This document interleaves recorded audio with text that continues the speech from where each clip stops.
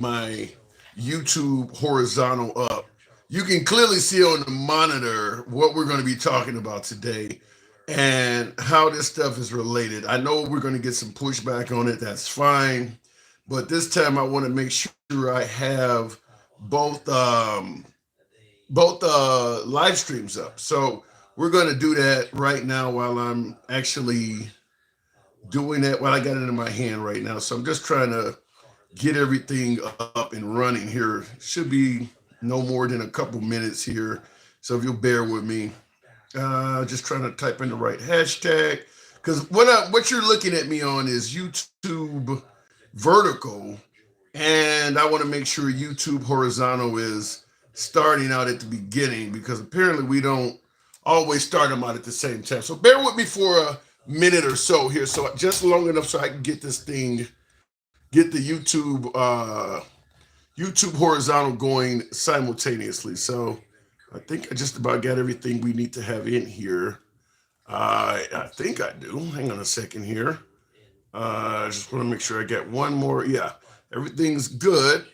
And I'll go ahead and cue up the camera, and then we'll go ahead and start off on TikTok and get the show going. Appreciate some of you folks that are already in here. Thank you. Okay, so we're going to start this off in less than 30 seconds, I think it is. You can kind of see on the monitor what's going on. I'll go ahead and queue up live on TikTok. We'll start in 3, 2, 1. What up, folks? Once again, it is indeed your boy Tim, the handsome liberal. Some might not agree, but the handsome liberal. We're going to be talking about one case that's in the news. You can probably see it on the monitor behind me. One case that's in the news as of late, and I want to make a comparison to a case we're probably familiar with that took place some 4 years ago. As you see on the monitor behind me, we have, I believe that's Jordan Neely and Daniel Penny on the left side of the monitor there. And I'm going to make sure I reverse my TikTok feed so that everything's showing right. So on the TikTok feed, it's going to be on the right side of the monitor. So on the right side of the monitor over here, you see Jordan Neely literally dealing with a chokehold from Daniel Penny. We've all heard this case earlier this week. Daniel Penny, the one performing the chokehold there, was completely cleared. I think the last charge was negligent homicide. He beat the manslaughter charge was thrown out on Friday. So Daniel Penny is a free man. We can talk about that any way, fashion, or form you want to, but he is a free man, so there's nothing hanging over Daniel Penny's head other than a civil suit, which could, who knows where that'll go. But what I want to ask is there discrimination in disorder? In other words, if you're being disorderly, does America treat you differently based on race, gender, culture? Does America treat you differently if you're being disorderly? Make no mistake about it. You see on the other split screen there, that is Ashley Babbitt. She is the one that lost her life on January 6th. Once again, she was trying to penetrate a hallway within the Capitol building, and a Capitol police officer struck her down. Now, the reason I have these two on the split screen is apparently many of the folks who believe that the African American there in the chokehold, Jordan Neely, many folks that believe his unruly behavior is what led to his death somehow are very sympathetic to Ashley Babbitt losing her life. Now, I want to ask you folks, maybe you can clarify this because I am indeed baffled.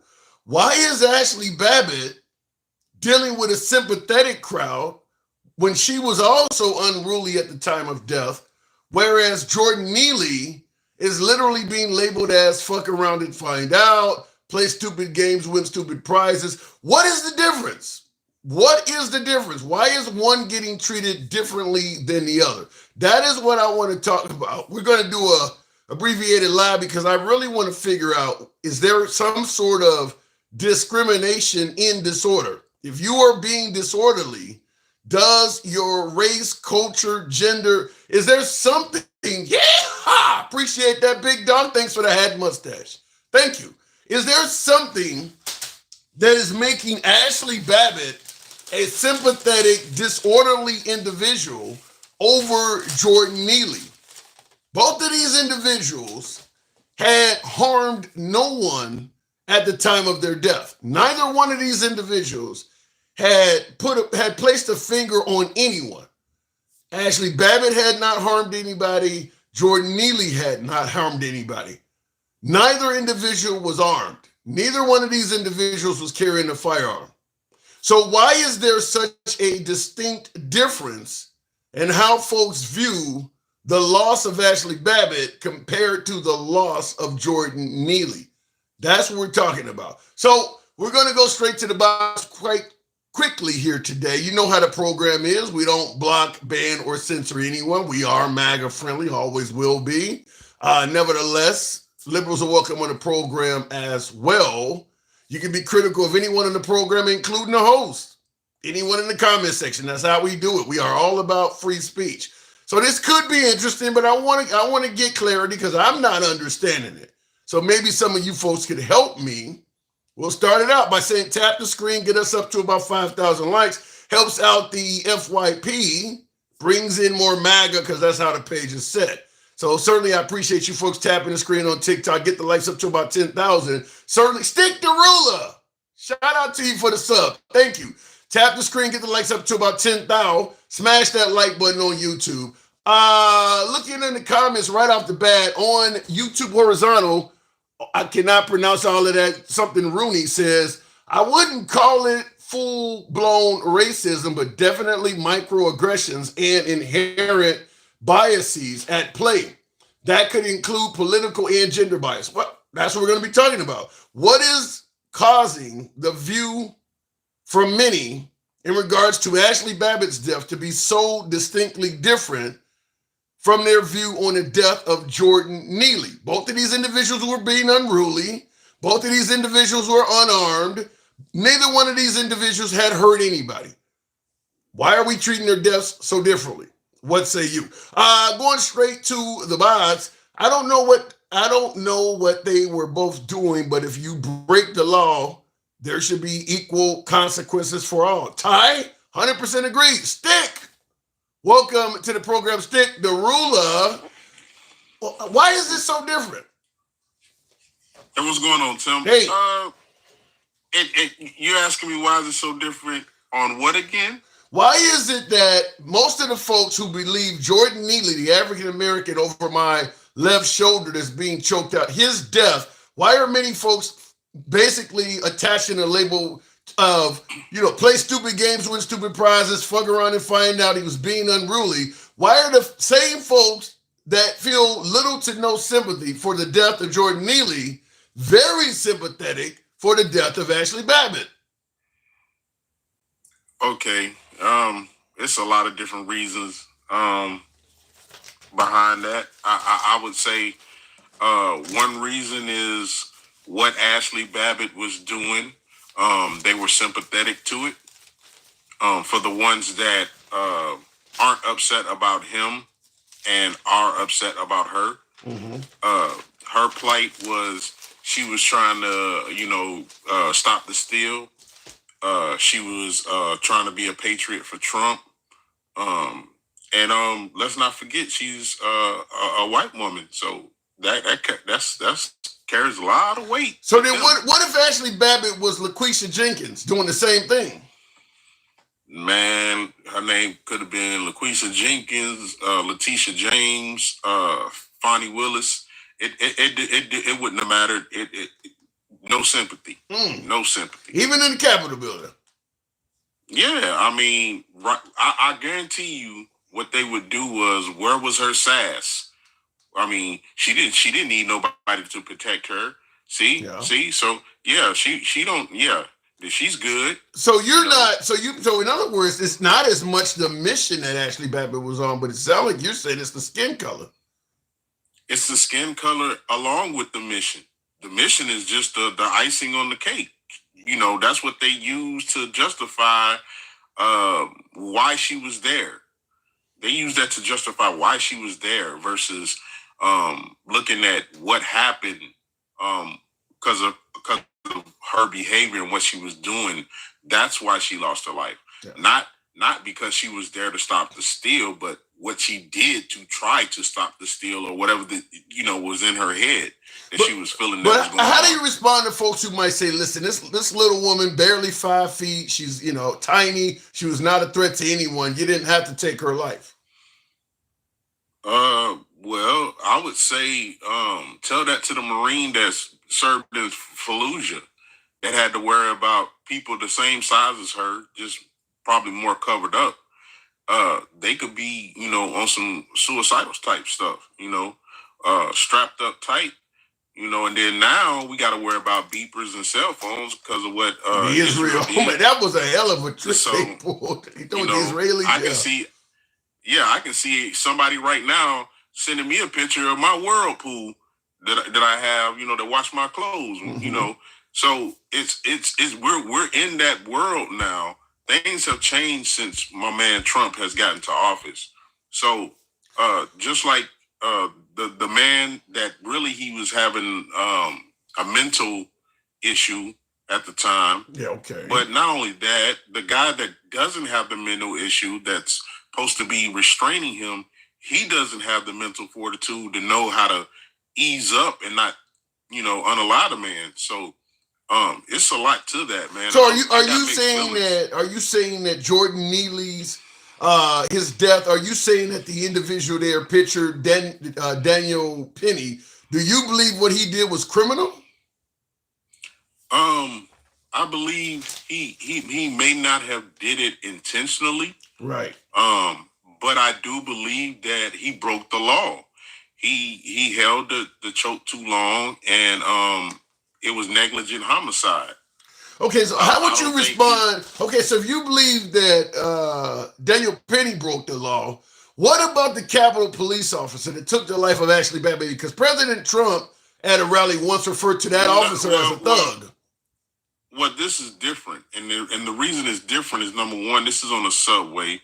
Number two, the guy that choked this other man out, yes, he was a Marine, but he was not an officer or he was not a part of the subway police. So he's a good Samaritan. He was a good Samaritan. Yeah. Well, he was playing the role of good Samaritan. Yeah. I mean, so again, being that you're gonna play that role and you're gonna get in there, you got to realize along with that, it's just like Spider-Man quote: "With great power comes great responsibility." Yeah. So now that you done took on that role, you got to realize this man's life is in your hands while you got your arm around his neck. Yeah, but if you're dealing with somebody that's unruly and you got to restrain him, are you really thinking that deeply into it? I think that if you still putting that man in that chokehold for as long as you feel him, he's limp already, just like George Floyd when he got his. After a while, he was just limp, and the man was just still kneeling on him. So again, where does it begin and where does it end? I mean, again, he broke the law, regardless of what I say. So if you're on the jury with Jordan Neely's case, you're putting Daniel Penny behind bars at least for some time. I'm going to be one of the jurors that vote if you're not going to get him. I mean, I wouldn't do murder. I wouldn't do first-degree murder or nothing negligent homicide. What about negligent homicide? I would definitely have to say yes, he is. So what about in Ashley Babbitt's case? Because like I said, the cop that shot her, Trump referred to that cop as a thug. Should that cop have done any time? No, and the reason why he shouldn't have done any time, and it's not that I don't feel for Ashley Babbitt, is you've been warned. Nobody's got you around the neck. Nobody's pulling you back. You see and you hear the man say he's got a gun. Yeah. And you still try to go through the window. You still bashing through the window. So the whole point is you got one guy that creeps up from behind and does a chokehold, and then you got one person that's doesn't have anybody restraining her, doesn't have anybody holding her back. Only thing she sees is, I guess, the House or Congress or whoever it is that is, trying to flee, and she wants to get in the room, and security is telling her, "Hey, you gotta go." So it sounds like you believe that while Jordan Neely's death was a crime, you believe Ashley Babbitt's was justified. Yes, I really do. By the officer, by the video that I seen, by everybody saying what they were saying in the sense of letting her know, hey man, this man has a weapon. So yeah, I mean, it doesn't get any clearer. I mean, she was trying to get in there. She was warned, maybe even a couple of times. We don't know because we don't know how long they was at that door. We just know from what we see in the video from that standpoint. I mean, it could have been a little bit longer than just that video. But we do know she was warned on the video, and we do know she was unalived on the video. That is true. And during that time, she had the point to say, back off, or one of y'all try to break in there. I'm a female. You going there. You know what I mean? Yeah. I'm just being honest. Yeah. She had, I mean, he don't. She could have made better choices. What you're saying? Look, yeah, she could have made way better choices, and he wasn't given a chance. All right, Stick. Appreciate you coming through. I'm doing a little abbreviated today, but thank you for coming through, man. Yeah, no problem, Tim. All right, anytime. And that is what we're discussing, folks. You see on the monitor behind me, we do have Ashley Babbitt, and you see there Jordan Neely is in a chokehold from Daniel Penny. I'm asking a question, simply put, why are these two deaths of two individuals that were being unruly at the time? Jordan Neely was on the subway threatening folks, which certainly would qualify him as being unruly. He's threatening to harm people. Ashley Babbitt was in the process of breaking into a glass door inside of the Capitol building. Now, neither Ashley Babbitt nor Jordan Neely actually put their hands on anybody. Neither one of these individuals actually physically harmed anyone. Yet they're both deceased, and the sentiment towards their deaths is exactly the opposite. At least, most certainly from MAGA and our president-to-be in January. Trump referred to the killer of Ashley Babbitt as a thug. I'm asking a simple question is, why are their deaths being treated so differently? Both of them are being unruly. Both of them lost their lives at the time, which is why the live stream is titled, Is There Discrimination in Disorder? What is making Ashley Babbitt get far more sympathy than Jordan Neely? What's so different? They were both being unruly. I want to go back to the box. Real quick in the comments, everyone in each situation made their own decisions. I don't disagree with that. Well, one of the problems is instead of people accepting their wrong and taking warning, they feel entitled to escalate and draw higher levels of retribution in return. Some would argue that. Some would certainly argue that. Jay Keene, before we go to the next call, I do want to make sure I respond to a couple of comments. He was having a mental breakdown. How convenient we choose to use that assessment on certain people. Well, whether he's having a mental breakdown or not, the people on the train don't know that. They don't. Someone riding home from work on the subway or riding to work or wherever they're going, they're not necessarily going to diagnose the guy as having a mental illness. All they know is he's on the train threatening to harm people. So perhaps he is having a mental breakdown. But do you expect an average citizen to know how to diagnose that? You, one of them bald head dudes, I wish had hair, can't get over it. Sheridan Pally, I don't know what, you turn the monitor off. That way you don't have to see that. I doubt it was intentional. He was murdered, but I think the factors of adrenaline, the setting of stress, it wasn't racism, but both were killed. Fair enough. Many say that. We'll go back to the box. That's not the first time riding on a salt way, not their first time seeing someone in that way. I don't understand what you're saying there, Timothy Lee. Ashley Babbitt, Jordan Neely. Why is there such a difference in how we view their lost life? Jeff Ferguson, good evening. Welcome to the program, Jeff. Tap the screen, folks. Get the likes up to about 10 Gs. We can certainly make that happen if you show the program some love. We'll give the box a moment to come in. And Timothy Lee, I don't get what you're saying. That's not the first time. While it is Well, it's on assault way, not there. Yeah, I don't know what that means, but we'll continue on. Let me see if I have to move it over to Wi-Fi. Something's happening with the box. Let's try it again with unapologetic black man. Got to go with who's there. Unapologetic. That's a hell of a name, so I gotta know where you go. Unapologetic. Good evening. What's up, man? How you doing? I'm doing all right. So, what do you think? Why are they treating you so different? I mean, because they're totally different situations. Okay, explain. If she would have stayed her ass behind that guardrail barking all day at the Capitol Police, then I guess that'd be the same thing. But the guard that was behind that door that she was gnawing through, I think people forget that she didn't even have gloves on. She was digging through glass, biting through that glass, trying to get through there. I'd be scared too. I probably unload my whole damn clip at them. Well, the problem is though, you're talking about hundreds of people. If you unload your clip, once you run out of firearm, once you run out of weapon, out of bullets, you're in trouble.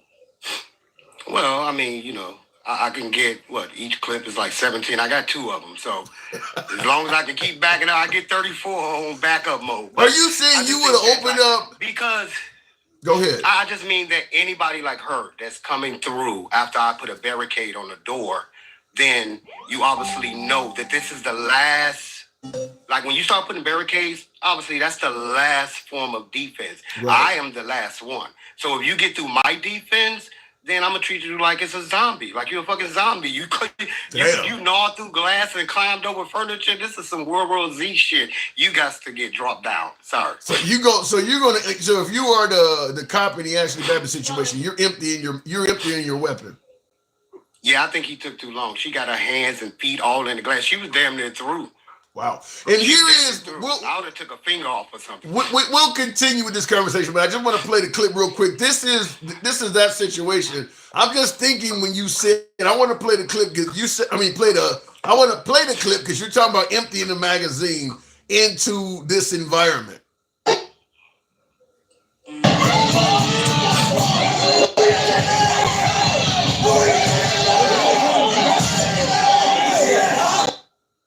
Somebody swearing. Now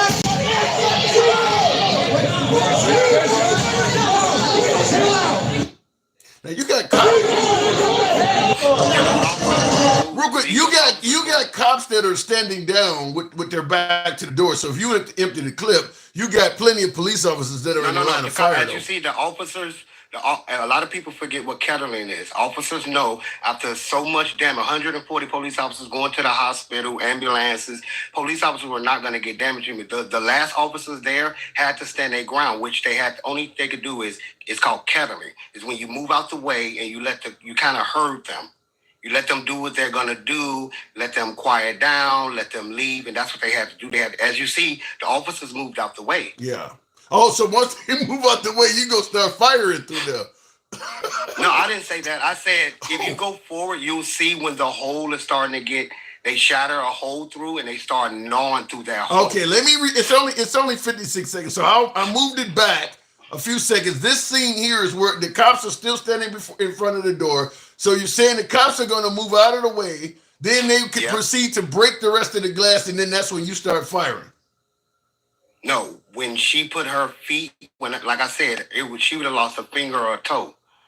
Okay. When you put your hand on that glass or you put your feet on that thing, I'm tearing those fingertips up and those toes up. You're not gonna climb through the glass with that feet hand. All right, let me see the end of this. That's funny.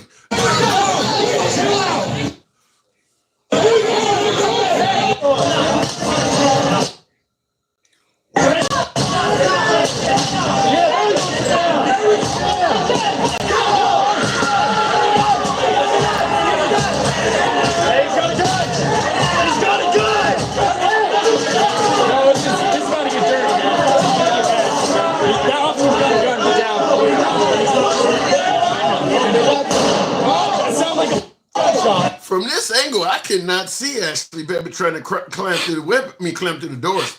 I don't know which one. I don't know what clothing she was wearing because I can't see her in this particular. She's the one with the flag on her. She had a flag on her neck like Batman. Let me see if I can. She tied the flag around her neck.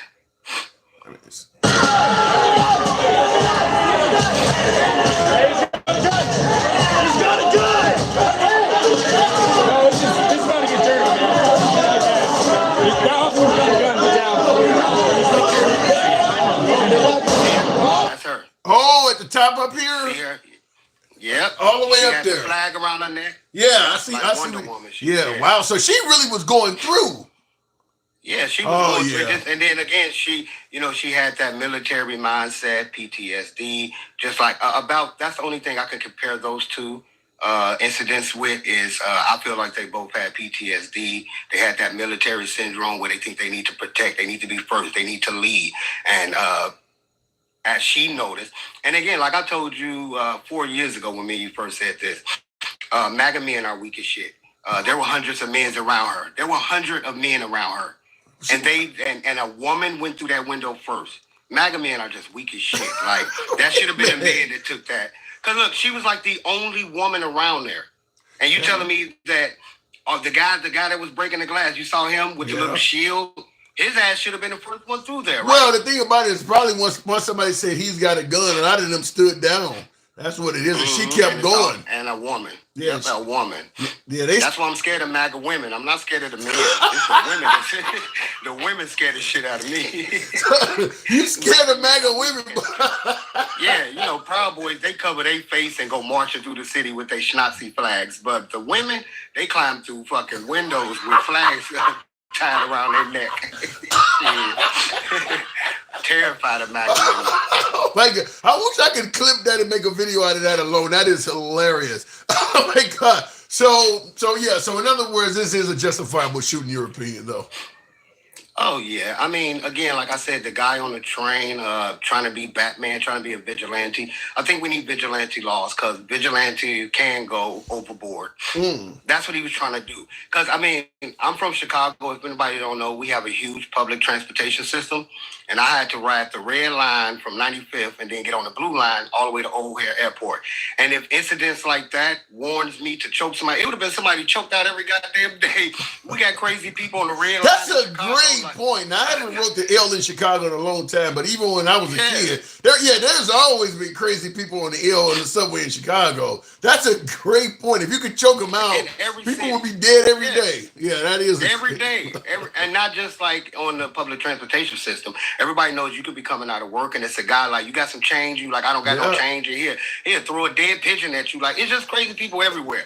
Like, you can't, is that okay for us to just go around the city and say, like police do, I fear for my life, so I choked his ass out and I didn't let go. And, like, come on. Like, I get it that he didn't mean it, but sometimes when you go overboard, you don't get a hero. You don't get a free pass. Because, so you don't see Daniel Penny as a hero at all? I see him as someone who's, again, a MAGA terrified motherfucker. Not to say it like that, but Trump supported me. They're scary as shit. They won't bust a grape in a fruit fight. So that's why he choked that guy out because like I said, I'm from Chicago. You pop somebody in their damn mouth, they get too close to you. You know what I mean? Like, we fight. Right. I'm not about to just. And then again, the guy didn't touch anybody on the train. He was just throwing out threats. Yeah. And again, that means this guy, Penny, he's never been to a club before. He's never been to fucking Disneyland. You know how many people threaten Mickey Mouse and Minnie Mouse? Are we just going to choke his ass out? Because I thought he was going to kill a Disney character. Like, people do this shit all the time. And I feel like we're just giving him a hall pass again. And sorry to say it like that, but this is racist. They give him a hall pass because he was a black man. So you two believe that if Daniel Penny was, you two believe that, if Daniel, let's say if Daniel Penny was black, what if he was black and he's choking out a black Jordan Neely? Would it be a difference then? His ass would be getting 15 years right now. Damn. They would have made up a law for his ass. They would have made up a black vigilante law. Your ass ain't the fucking police law. They would have made, look, that day, that week, it would have been announced that a new law is made in the city that you can't just going around choking the shit out of people if a black man did that to a white man. Wow. In America, that's not going to happen to him. I'm sorry to say it. It's, you got to remember, like, me and you grew up that the first black cops, they couldn't even patrol white neighborhoods, remember? Yeah. The first black cops, they couldn't go to Bronzeville. They couldn't go to Addison. They couldn't go to Schaumburg. And they couldn't police those neighborhoods. And then people think that, because we had kids, the world changed, and now black men can choke white men out. Hell no. That is not happening. You win this unapologetic. You know what I got to do? I got to move it. I'm having an abbreviated debate. But thank you. Thank you for coming through, man. Always appreciate it. Always a pleasure. Same. Moving on to and I'm curious to see someone. I don't know if I'm going to have any guests that have a opposing opinion, but I'd be curious to see or hear from someone who actually favors Ashley Babbitt and do not believe that what happened to her was justified. Because there's a lot of people who believe. President Trump himself referred to the Capitol Police officer that took Ashley Babbitt's life. He referred to that person as a thug. Trump said that at a rally. So there's clearly people who do not believe Ashley Babbitt's death was justified. I'd be curious to speak to somebody like that. Dude on call is retarded. Bullshit, opinion, and lies. Austin, you're going after my last caller. Feel free to state why you're saying that. I mean, what is he lying about? Give me your opinion of what he said that was bullshit. I didn't hear it. So clear it up with me. Clear it up.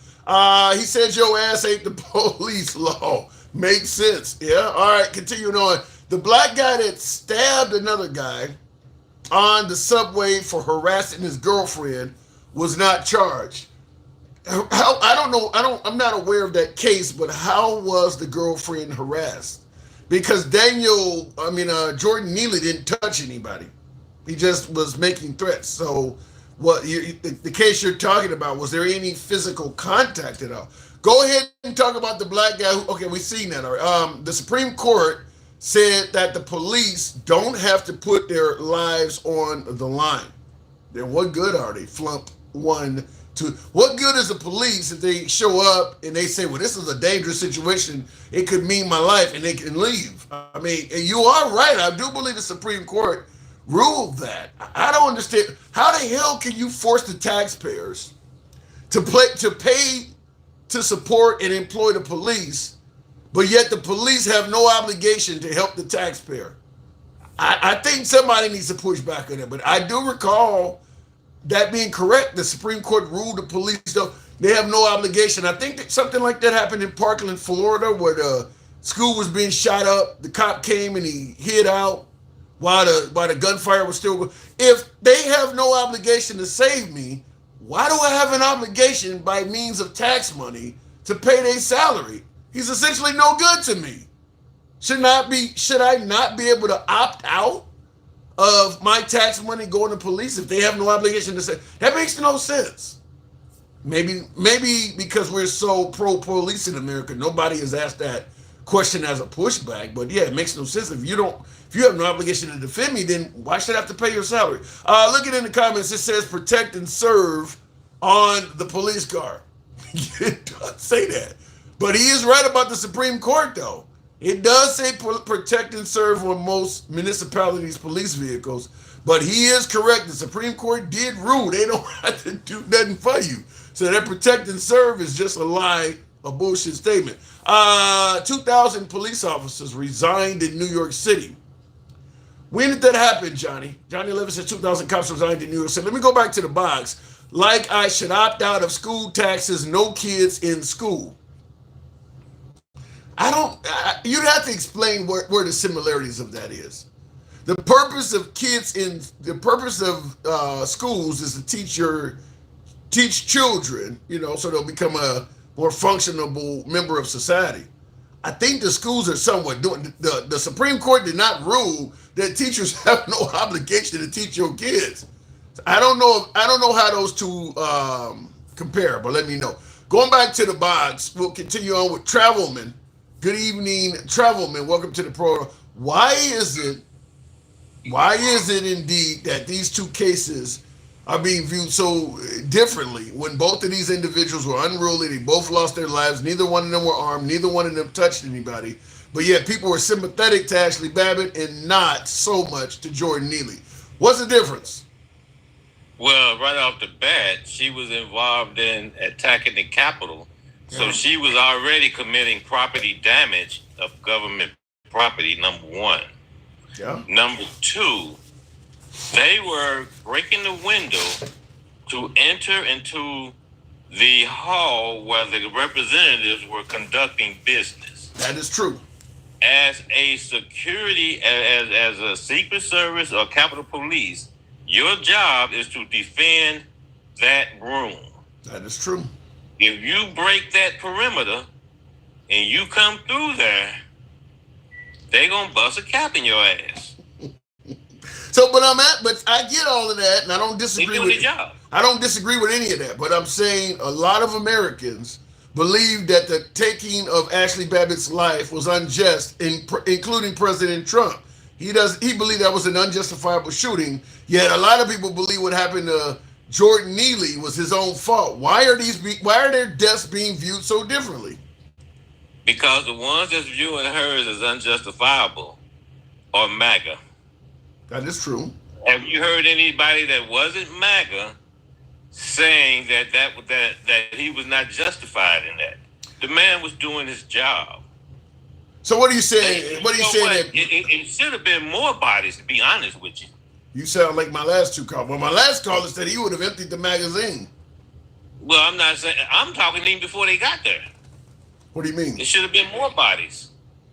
I don't get that. It should have been more. It should have been people laying on the steps of the Capitol.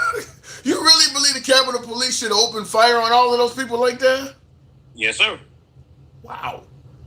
They were using makeshift weapons to attack them. I'm being told, predominantly by MAGA when I talk to folks, that there is no way this was an insurrection because that crowd was unarmed. You're telling me that crowd was armed? Is that what you... They wouldn't even go through the mictometers when Trump was getting ready to speak. There's a lot of, and that's what the Capitol Police was saying on the radio. Yeah. Yes, it was weapons there. All right, come on, man. And the one saying it was a peaceful route. Come on. When you talk to me, what I always say, stuck on stupid. Yeah, I have heard that. I've heard you say that. Okay. So you got the video. Video don't lie. So the only difference here is that one is MAGA and one is not. The difference is one was breaking the law.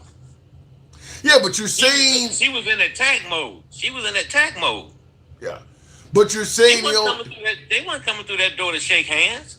Yeah, I tend to agree with that. But you are saying the only difference why people are sympathetic to the death of Ashley Babbitt as opposed to Jordan Neely is because Ashley Babbitt is MAGA. She MAGA. Yeah. He came up behind the dude and put him in a chokehold.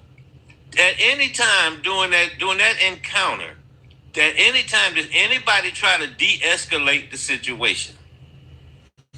Did anybody say, "Hey, bro, what's going on, man?" Because a lot of times, man, if you can talk to people. If you handle it the right way, you can talk to people. You don't even have to know them. Sometimes they just need somebody to listen to what they're saying, right? So somebody, "Hey, bro, what's going on, man? How you doing today?" But let me push back. This individual has a series of symbols, so he doesn't have a name, but he says Jordan Neely was literally threatening and harassing people, or in other words, in attack mode. So he's saying that you're suggesting that Ashley Babbitt was in attack mode. The viewer is also saying that Jordan Neely, by way of his threats, was also in attack mode. Ashley Babbitt actually was physically doing something. She was coming through the window. You see how they broke that window down? Yeah, they were smashing those windows like they used to smash the jails back in the day when they want to snatch somebody out for a lynching. That's how they were smashing that window. Only thing this dude was doing was prancing around the car. Talking, threatening people. So what? Did he put his hand on anybody? Did anybody try to de-escalate? Did anybody try to talk to him? But you don't expect the citizens. That ain't what normally happens. I mean, if you're sitting out in public and somebody is threatening to harm you and you're in an environment like a subway train where you can't really flee, what do? You just wait until they actually start hurting you? Dude weighed 125 pounds. What was he gonna hurt? Well, I mean, Ashley Babbitt weighed even less.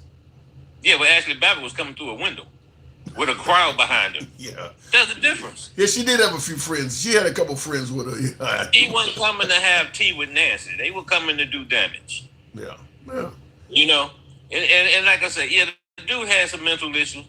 But once again, like the brother before you from Chicago, right? I'm from East St. Louis.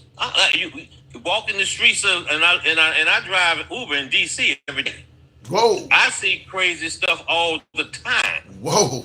Yeah, you do. Yeah, you do. I used to make Uber videos before I started talking politics. I'm Yeah. quite aware of how wild ride sharing gets. So, I have 25,000 rides in DC. damn. And I have in 6 years, and I have only put 2 people out of my car. No violence. No violence. Oh man, I pull weapons out on people. I pull weapons out on people, so I know how bad that is. Huh? But like what I was saying though, the guy, you can talk to people. No, I haven't seen the video, but out of all the conversations that I hear, I have not heard one person say that they approached this guy or just yelled at him. You know, hey, bro, sit your black A down. You know, or shut the F up. You know, I mean, get your PA out of here. You know, right. So before I do got to move it on, but before I do, let me ask: do you think race had anything to do with the judgment of either one of these people? Man, I hate to bring that up. You know, Ashley Babbitt, no, that was MAGA. Now, having said that, if that was BLM, it'd be some bodies on the street. Wow. What if Ashley Babbitt was LaQuisha Jenkins, as I mentioned in one? What if she still was MAGA, but now she looked like, she's LaQuisha. She looked like Queen Latifah or somebody like that. Do you think it would be any difference there? If her name was LaQuisha, she probably wouldn't have been coming through that window. What do you mean? She'd have been like, look here, one of y'all need to get up in there. You said the sister wouldn't have done that, huh? No, man. Well, some would argue a sister wouldn't be in that crowd to begin with. All right, exactly. All right, exactly. Okay. Fair enough. Like, look here, one of y'all need to get up in there. First of all, she'd have been asking, what the hell we doing? Yeah. She'd have been saying, we about to go to jail. I'm up out of here. Yeah. Well, I mean, by the time they got to the point where they were at, they probably had already climbed a few walls, broke a few windows to even get to the point where they're at here in the hallway. So, I mean. Yes, sir. He was doing his job. Wow. All right. Appreciate it, Travelman. Hey, no problem. Take care, man. Take care. You too. All right, moving on with the program. I do want to make sure. Look at the videos that have been released. They did not have weapons. Well, here's a problem with that, because that's a lot of folks do say that. It can't be an insurrection. Nobody had weapons. There was nobody armed. How the hell could you say it was going to be an insurrection or some kind of coup or a takeover? It's a legitimate question.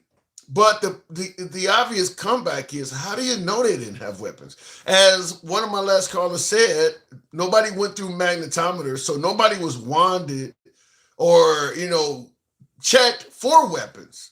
So how can you be certain no one, just because you didn't see a weapon doesn't mean they didn't have weapons? It's not like the cops are standing around saying, keep your hands out your pocket. These people are, for the most part, free to roam. So while you don't see any weapons, that is by no means any guarantee at all that weapons did not exist in that crowd. And somebody's pointing out, Johnny 11 is saying they did have sticks and poles. That is true. They're breaking out the window here in the video. So clearly, they're whatever they're using to bust that window wood could be used as a weapon, by the way, because they're not doing it with their bare hands. But in addition to them using sticks and flagpoles and all of that stuff, I know a lot of my MAGA audience, my beloved MAGA viewers, the few of you folks that are watching, you didn't watch the January 6th hearings. You thought it was a sham. Nancy Pelosi, Liz Cheney, I don't have time for that. You didn't watch it. But the testimony of some of the Capitol Police, they did play radio chatter, coming out of the walkie-talkies. There were calls from officers saying they saw weapons. You can believe it if you want. You can disbelieve it. But there were radio calls coming in over the radio that day from officers saying they seen people in trees, they seen people with weapons. So the cops believe that some of those folks had weapons. The cops are saying they observed some of the members of the crowd that were armed. Tap the screen. I'll go back to the next caller. Tap the screen, get the likes up to about 15,000. We're moving at a snail's pace here. I'm having a difficult time. I don't know what the hell's going on with TikTok. YouTube is fine. But I don't know what's wrong with TikTok. Maybe it's the subject matter. I don't know. Tap the screen, get the likes up. There is video evidence of weapons, says Britt I haven't seen that. There's video evidence of, is it Firearms, obviously people using sticks and flagpoles. Yeah, there's video evidence of that, plenty of it. But video evidence of firearms, are you saying you've seen that? I haven't seen that. People are probably taking a break from politics. I don't think so, Johnny. I don't think. Can't take a break from politics. We only got 5 weeks remaining before Trump's president. Can't take a break just yet. I watched it live from Australia. Huh. Garden tools can be made a weapon if useful in that way. Yeah, they certainly had fashion weapons, but we're talking about firearms. Is there any videos of people using firearms? That's what I'm asking. Restart the shadow banning you because of language from YouTube. Is that right? Because I'm not having any issue on YouTube. Let me. We'll see in a minute. If we got to do a restart, we'll do that. He's saying that there's some shadow banning going on because of language from YouTube. YouTube is doing fine. It's TikTok that's always doing the banning shit. Talk to people. Fuck both of them. Riot a lot. Hey, Gen X did Ashley put her hands on anyone or make direct threats of violence on anyone?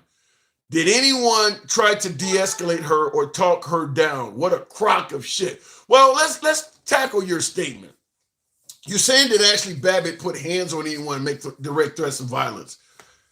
If the window, if you're cowering in fear and someone who says not a word at all, let's say you're hiding out somewhere, like in this case.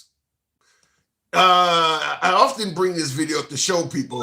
In the video, obviously they're hiding behind this door, and there's a good shot of it there. They're hiding behind the door. You see there is furniture turned upside down. Now, the part where you see the chair turned upside down, they done already smashed that window out. Now you're hiding on the other side of that door, and you're cowering in fear. Now, they break out the windows. And they can clearly see you're cowering because you don't barricade all kinds of furniture up against the door. So they break out the windows, and now they're going to climb over the furniture to get to where you are. So when you ask the question, did Ashley Babbitt put her hands on anyone, or did she make any direct threats? If a person physically does all of that to get to where you at, do they have to threaten you at all? I mean, if you're in a location and you're cowering from someone, and they're almost acting like the Terminator, where they're tearing every damn thing down without saying a word. Remember Arnold Schwarzenegger in the Terminator? He didn't say anything. He's just violently coming at you. So does she really have to make any threats if she's physically tearing the place down to get to where you're located at? So yeah, I don't know if her not making threats excuse it, because she's actually doing things. It ain't like she's just standing there smiling and he pops her. She is physically tearing stuff apart to get to where you're located at. She's doing it silently. Does she have to really be violent? Does she have to really yell out violent things at you before, okay, now I need to be scared of her? Now, in addition, you asked, did anyone try to de-escalate her or talk down to her? No, in neither one of these cases. But that's a good point. You're pushing back because my last caller said no one tried to de-escalate Jordan Neely. He came up from behind and choked him out. All right. Well, in this case, I don't know. I don't know what the officer that took Ashley Babbitt's life was yelling out because the crowd is so loud. I don't know how he could de-escalate this crowd. What is he going to say? I mean, they clearly are. I don't know if this crowd, just in my humble opinion, maybe you guys think I'm wrong. You can let me know in the comments, but I don't think there is anything that individual that took Ashley Babbitt's life could have said to that crowd by himself to de-escalate them. I don't think there's anything he could have said, but maybe I'm wrong. Looking in the comments, reviews are stopped after using the R slur word, as TikTok labels it now. You mean like fleetard? You saying that word, the R word for that? Is that what? Wow. It's unfortunate when you are emotionally charged, we make mistakes based on our emotions. Yeah, we do. I agree with that. All right, unapologetic. I see you. Okay, well, maybe I will reset it. Tim, what would happen if another country had attacked us the same time? If another country had launched an attack on America during the Capitol riots, we'd have been in trouble. We'd have been in grave danger because the only person leading this great nation that was not under threat was Trump. Everybody else is preoccupied with all of this mess. And based on what happened there that day on January 6th, to me, this is probably a good example of why you shouldn't have all them people in the same building at once anymore. Maybe half the Senate, half of Congress can be there. The other half can send their votes ahead of time or something like that. But had this crowd been successful, let's say they were organized and they truly were trying to take over and take everybody out. They could have literally left us with Trump as the only leading body of this country. They had all of the Senate, all of the Congress, and the vice president in one building, and they had that building under siege. They could have literally chopped off the head of this nation. If we had been attacked while this happened, we would have been in real grave danger.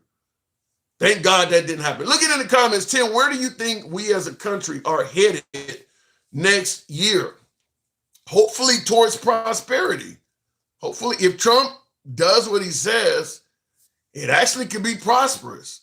Now, there will be a hell of a lot of division, and it's mainly because Trump likes to say divisive things, but there is a way he could secure the border, strengthen the economy, drill, baby, drill, and do everything he's talking about, and really have this as a prosperous country. But when you look at his Thanksgiving message, calling everybody lunatics and stuff like that on the left, he's not looking for unity. He's looking to kind of bring back the last administration, where you might get a good economy, but you're going to get a really divisive president.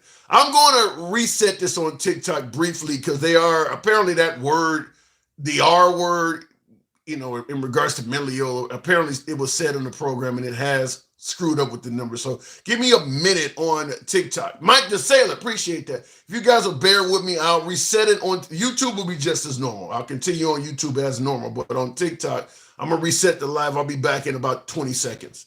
Looking in the comments, leg breaker, more like bootlicker. What do you mean by that, Misty? I don't quite get that. Trump never told them to storm the Capitol. He said protest peacefully and responsibly. Yeah, but the rest of his speakers told him to, let's have trial by combat. And, the speakers before Trump did not say anything about doing anything peacefully. Do we discount all of them and only go by Trump's go peacefully and patriotically? That's the only thing that counts from that day? Because Giuliani, Flynn, Steve Bannon, their words, their advice was not peaceful. They didn't say nothing about do anything peaceful. Do you ignore that? Because Trump didn't get up there and say, don't listen to them. So, I don't know why none of their statements count. They're all guest speakers. They all spoke for quite a bit of time before Trump. Be mad at them. Trump didn't tell them to say that. Well, Kenny Howard, the problem is, even though Trump didn't tell them to say that, they said it, and Trump still was hanging around with those people. And they're still saying stuff like that. So it's hard not to believe that Trump may have been okay with it. He's still hanging around all those guys. And they're still talking like that. So I don't know how, does he get it's hard to separate go peacefully and patriotically from, let's have trial by combat and all that stuff. If the group that said both of those things are still happily hanging together. Trump is all of those folks, Trump is still happily hanging around. They're still popping up at the rallies and stuff like that. And the inflammatory language that Steve Bannon used there that day, he's still using it now while standing side by side with Trump. So at the very least, it's confusing. It's confusing. I know he's looking for law and order. Okay. I got friends in prison. I'm not guilty, says Kenny Howard. I don't know what that means. Let me go back to restarting TikTok. Don't know what happened there, but celebrate the season when the 500 billion worth. Celebrate the season when the 500 billion worth Elon Musk and the 15,000 a month tax-paid senators with health benefits will take away the average $1,700 a month American Social Security and ACA. Well, if that happens, that's not going to be good. But they're saying they ain't going to do that. At the end of the day, my stance on Trump is I wasn't a fan of some of the things he promised in the campaign, but he is our president. So my stance is I'm going to give the guy a chance, just like we did the first time, and hopefully he does a decent job. I mean, I am concerned with some of the things he's promising and some of the things he said, but as opposed to just fear-mongering my way through it, I'm going to give a guy a chance, and we'll certainly be talking about things. If he fucks up, we'll talk about it. If he does well, we'll talk about it. That's how I believe in doing it. I don't want to throw the guy in the garbage can just yet, but we'll see. All right, we're coming back now that we got the live going again. I just want to make sure if I could show clips and show how ridiculous you guys are, it would be knocking pinned. Wait a minute. If I could, this is coming from Leg Breaker, like the name Leg Breaker. If I could show clips and show how ridiculous you guys are, it would be knocking pinned down like nothing. You guys have no foundation. Leg Breaker, elaborate a little bit more on that. You can be critical. I don't mind that. I got thick skin. You can say whatever the hell you want on the program as long as the YouTube censors allow it. But elaborate on your statement. I just want to get clarity. I'm for free speech, but I don't quite understand what you're saying. So clarify it. Are you responsible for what I say? No, we're not. Trump did great the first time. Depends on how you're judging him. He wasn't, listen, if you judge Trump based on maybe the economy, you favor him. I don't think his handling the pandemic would get a great grade. He wasn't great at how he handled the pandemic. So it depends on what you're judging him on.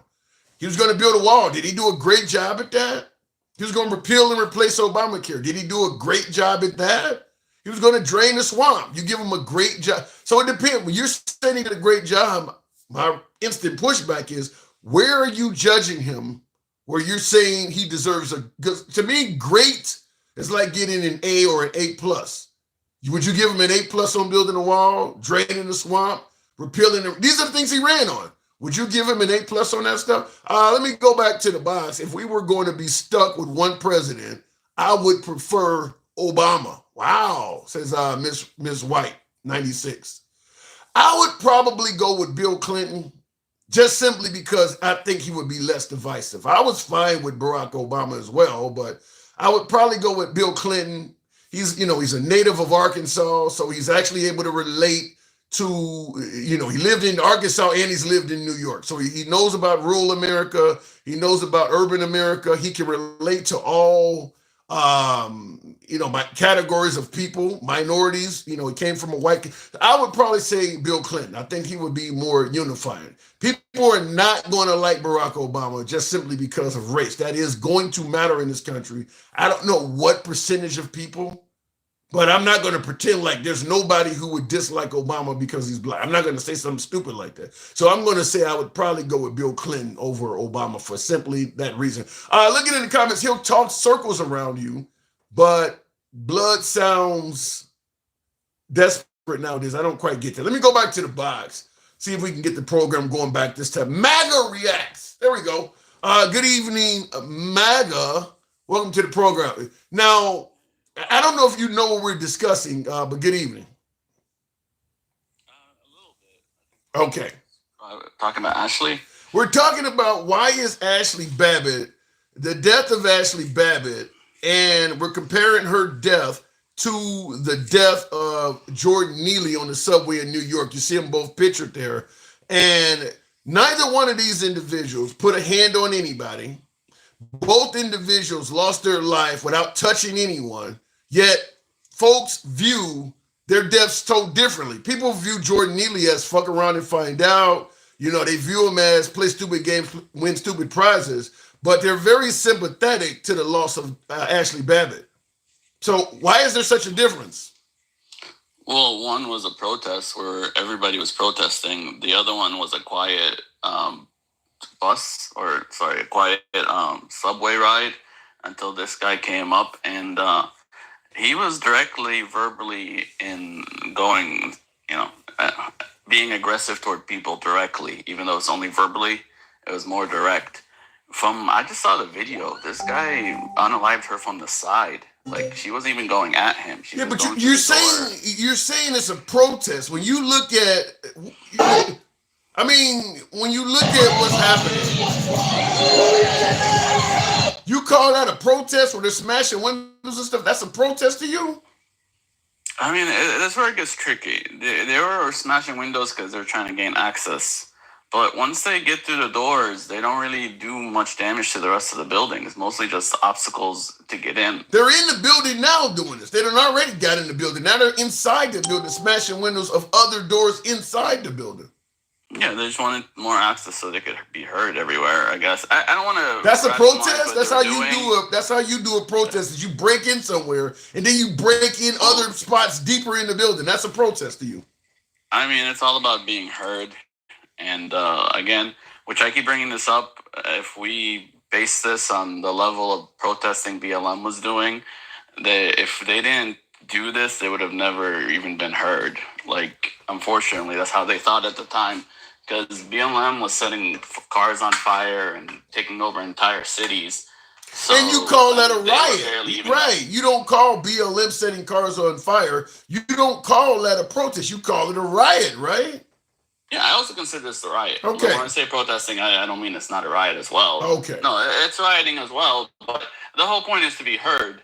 And you want to be heard, so you want to go in a location. I mean, there's a lot of situations where people sneak into the actual meetings and, pretend to be an audience guy and then all of a sudden start screaming to be heard. So you have to get in there to be heard sometimes. So because she is wanting to be heard, and by the way, she's obviously scaring the shit out of people because that's why they got barricades and stuff up against the door. You're saying they should just so that she can be heard, just let her do whatever she wants in the building and go where she wants to be heard at? Well, she hasn't hurt anyone up to here. I mean, I don't think anyone's gotten, other than, again, trying to get through them, right. They haven't really hurt anyone as far as I know, other than, getting through them to get in. Most of the violence January 6th was to get in. Once they were in, they didn't want to hurt anyone. So but how do the people really know that, though? But how do the people know that, though, Maga Reacts? If you're cowering somewhere and hiding, and you don't put furniture up against the door like these people did, and then they're breaking through the door to climb over the furniture, how do you know that person that's trying to get to where you are is not going to hurt you? Do you just wait and let them come right up to you and hope they don't hurt you? Well, at least wait till they come at you. He shot her, he unalived her from the side. She was going through the door, no weapons or anything in her hands, just going in, and then he literally from the left, almost hiding in the corner. So he should have just let her climb over the furniture and all of that before he did anything. I mean, what you're supposed to do is wait till she actually comes at you. She wasn't going at him. She wasn't going in his direction. She was just going through the door. You don't know yet. She's climbing into the room. So you got to wait till she comes in the room and see if she's coming at you first. If once he enters the room, if she turns around and goes after him, then yeah. If she turns his way, she's going to attack him, then he's allowed to shoot her. Unalive her, sorry. And at that point, she don't made a path so everybody else can come in there now. And that's the window's already busted.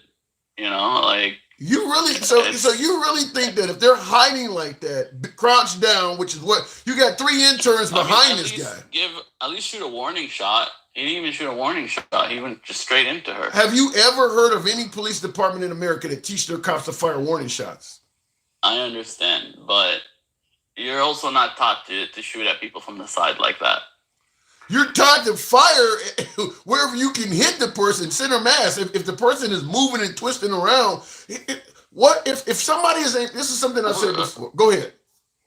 I mean, look at what happened with the guy that raised his hands or whatever. We thought, that was unjust, and he was just raising his hands. He was still looking at the guy. I mean, this is almost shooting her in the back. This is the side. This isn't she was coming at him. If he was in front of that window and she was coming through, I would at least be all right, she's actually going his direction. I mean, this is such a side. This is almost shooting her in the back. No, she's trying to climb through the window, and you're saying make sure you got to be aiming directly at her. Let her climb over the furniture and get in first and see what she's going to do. It almost sounds like you're trying everything you can to avoid. Go ahead. We don't know she's coming in to hurt this guy. We know she's coming in as a part of the protest. Once she's in and she turns around and goes toward him, then he could unalive her. But he did it from I'm watching the video. Like, I've never really looked at this video this close before because I don't like seeing people being unalived. Right. But this is such like a side, look at the video. He's on the side. I get what you're saying, but okay. You don't barricade yourself in this room with furniture is literally upside down against the door. They don't smash the windows out, and now they're about to climb over the furniture. You're saying at that point there is still not enough to use force yet. Yeah, if he would have waited another 2 seconds, once she actually landed, if she the second she turned toward him, even look his way, he could have done it. If she wasn't looking his way, she wasn't going toward him in any way. She was just going through the door. He would have been better off being in there, pushing her back into the other area. They did nothing to harm him. You're giving her range. They did nothing to harm him. Nobody. They weren't even attacking the window he was at. They were attacking the other window. The window he's at doesn't even look damaged. They want to hurt him. They're coming in a room you're in that you don't put furniture up against the door. I see somebody in the comments says, "Bro, just eating mayonnaise with crackers." Oh my God! But you got furniture up against the. So the people behind this door are clearly frightened.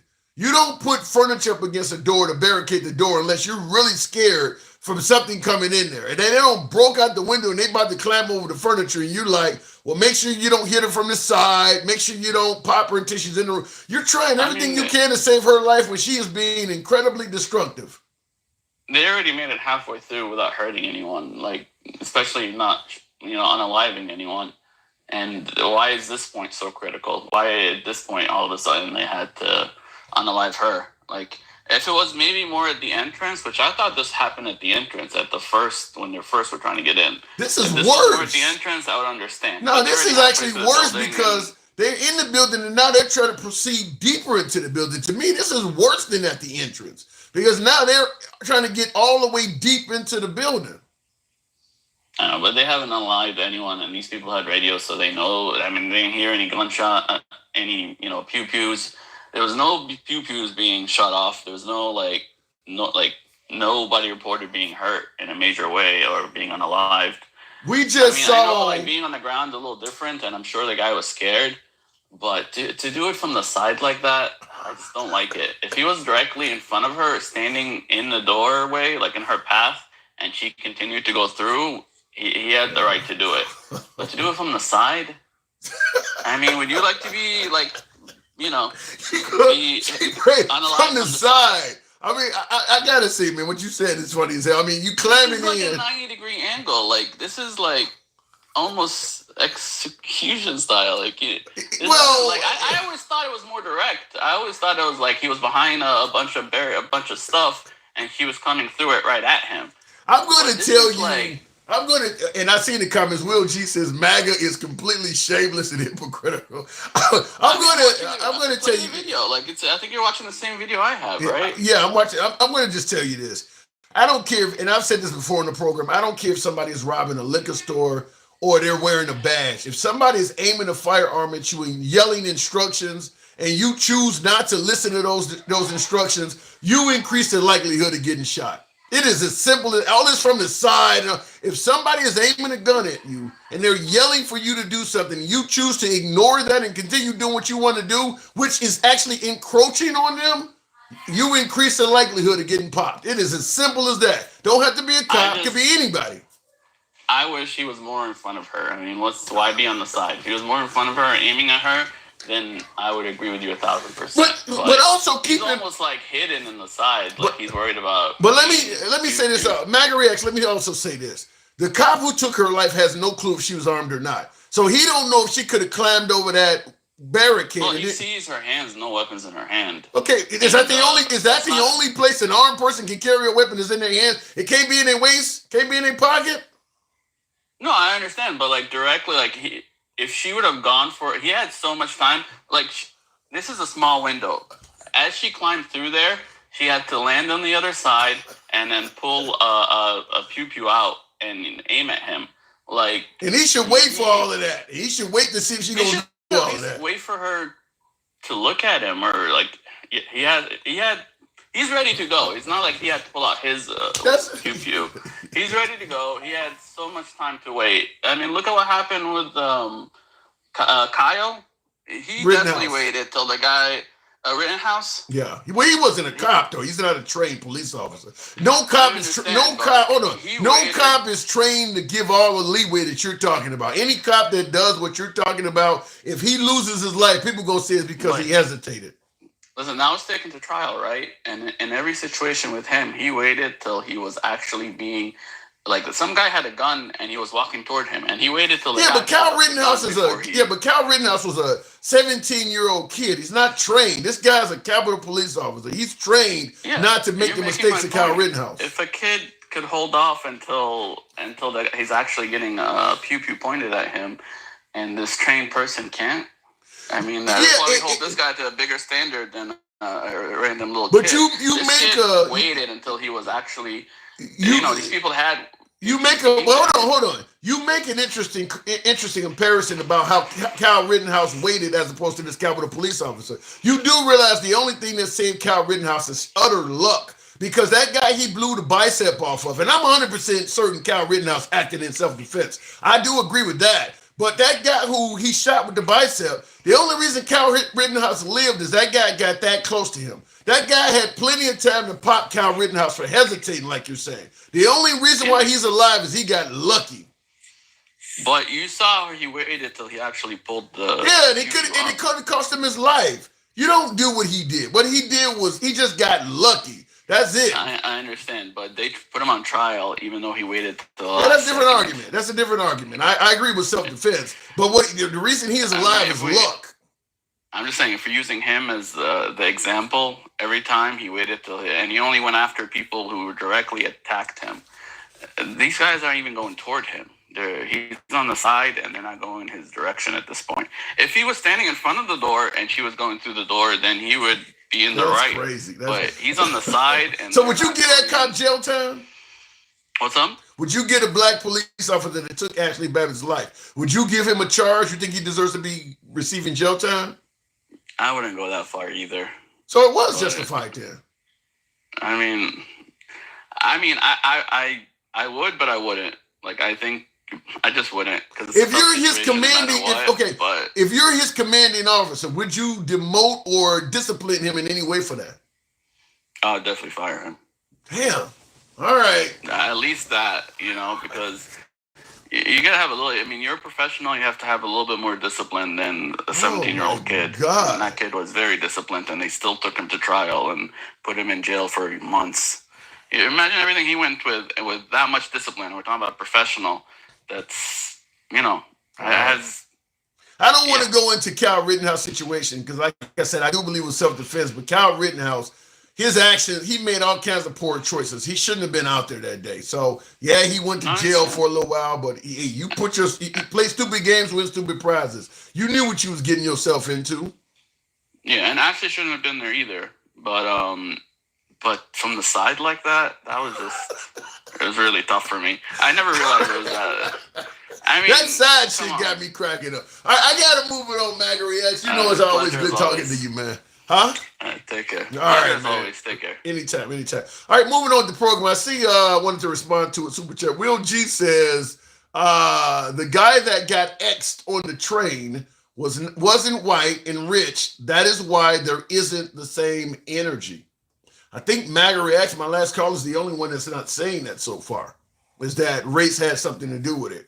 But we'll go back to the box. I do want to ask you folks to tap the screen on TikTok. Get us up to about 10,000 if you can. Tap the screen. Smash that like button on YouTube. We are indeed talking about the fact that Ashley Babbitt lost her life.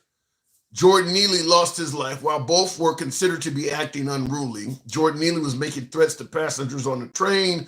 Ashley Babbitt was in a full-on riot. And many folks that are sympathetic to the loss of life for Ashley Babbitt believe that Jordan Neely had it coming, that he kind of, his own actions is why he's not with us. And I'm asking, why are folks viewing their deaths so differently? They both were being unruly. They both never put their hands on anyone violently. They both were officially unarmed. Why is one getting a sympathetic ear and the other one is being told, play stupid games, win stupid prizes? Tap the screen, get the likes up to about 15,000. Going back to the box, I don't know what I just hit there before I go back to the box. These poor Trump supporters, so misguided, so ignorant. What can you do? Says June Bay. Even black people on the train station was in favor of what the white gentleman did. Where was the family? Why he was homeless and now they demanding money? That did come up, Maria, that did come up. Somebody said that, the father is all of a sudden suing Daniel Penny. It's like, where were you when your kid was going through mental illness and shit like that? Now all of a sudden he loses his life on the subway and you want to pop up and sue Daniel Penny. But like, where were you as a dad? I mean, we can certainly talk about that. How old, by the way, how old was Jordan Neely? I'd like to know that. How old was he? Continuing on, though, I would have been playing Nintendo Duck Hunt with January 6 rioters. Unapologetic black men in the comments said I would have been playing Nintendo Duck Hunt with January 6 rioters. Damn, you just popping people off at will hunt. Let me go back to the box. We'll continue on with, Jesus, I'm just thinking about what he just said there. Alan, good evening, Alan Quinn. America, that's what we do. America, fuck yes, I would say. Alan, good evening. Tim, what's going on? Oh, man, I don't even know on this one here, but why do you think they're getting treated so differently or viewed so differently? Tim, let's look at let's give it some historical context. If you look at black women when they go to the hospital, they don't get the same health care as white women. White women don't get an epidural so that they can have pain relief, while black women are looked at as, oh, well, you can handle that. They don't look at us as human, Tim. Modern day, Tim, go look. Wow. Man, come on, Tim. The mortality rate for black women. My ex-wife gave birth to my daughter, and I thought she got. Look at the mortality rates. Yeah. Look up the mortality rates between black women and white women, and that's why. And everybody's sympathetic because this is a white girl who was going through a window. And here's the thing. No cop. I was in the United States Navy, and I was on my ship security alert team. And one of the first things they told us is somebody comes on this ship and you got a chance to take cover, you take cover. You take cover, defend the ship from a covered position. Cops should talk the same damn thing.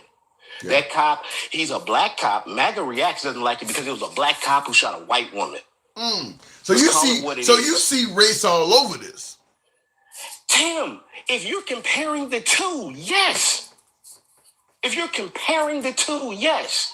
Because black officer shoots white woman who was breaking into a building, and here's MAGA Reacts. He shouldn't have done it. He was a coward. I would have fired him. Yeah, he did say he would fire him. Well, at least he didn't say he would jail him. Wait. Hold on. Now, let's take a white cop, I think he was also in Minnesota, who shot Philando Castile, who told him, hey, man, I have a licensed firearm in the car. Did not reach for the firearm, did not do anything, had his hands in plain sight, and he was killed on Facebook Live with his child in the back seat. That was disturbing. I have seen that many times, but he claims Castile was reaching. He got off on that too, didn't he? You can see on the live he didn't reach for anything. Right. But MAGA Reacts and people like MAGA Reacts and people who think like MAGA Reacts, including Gen X, they would sit up here and say, well, he should have complied. And he did everything he complied. Where was the NRA? Yeah. Where was the NRA doing that? MAGA Reacts in the comments. You remember he was talking about Ashley Babbitt getting shot from the side so much. He says also wrong because he shot Philando Castile from the side. He really got something. He really got a beef against people getting shot on the side. He's only saying that because he's getting called out. You call MAGA Reacts or Gen X out, all of a sudden they now they know how to be civilized.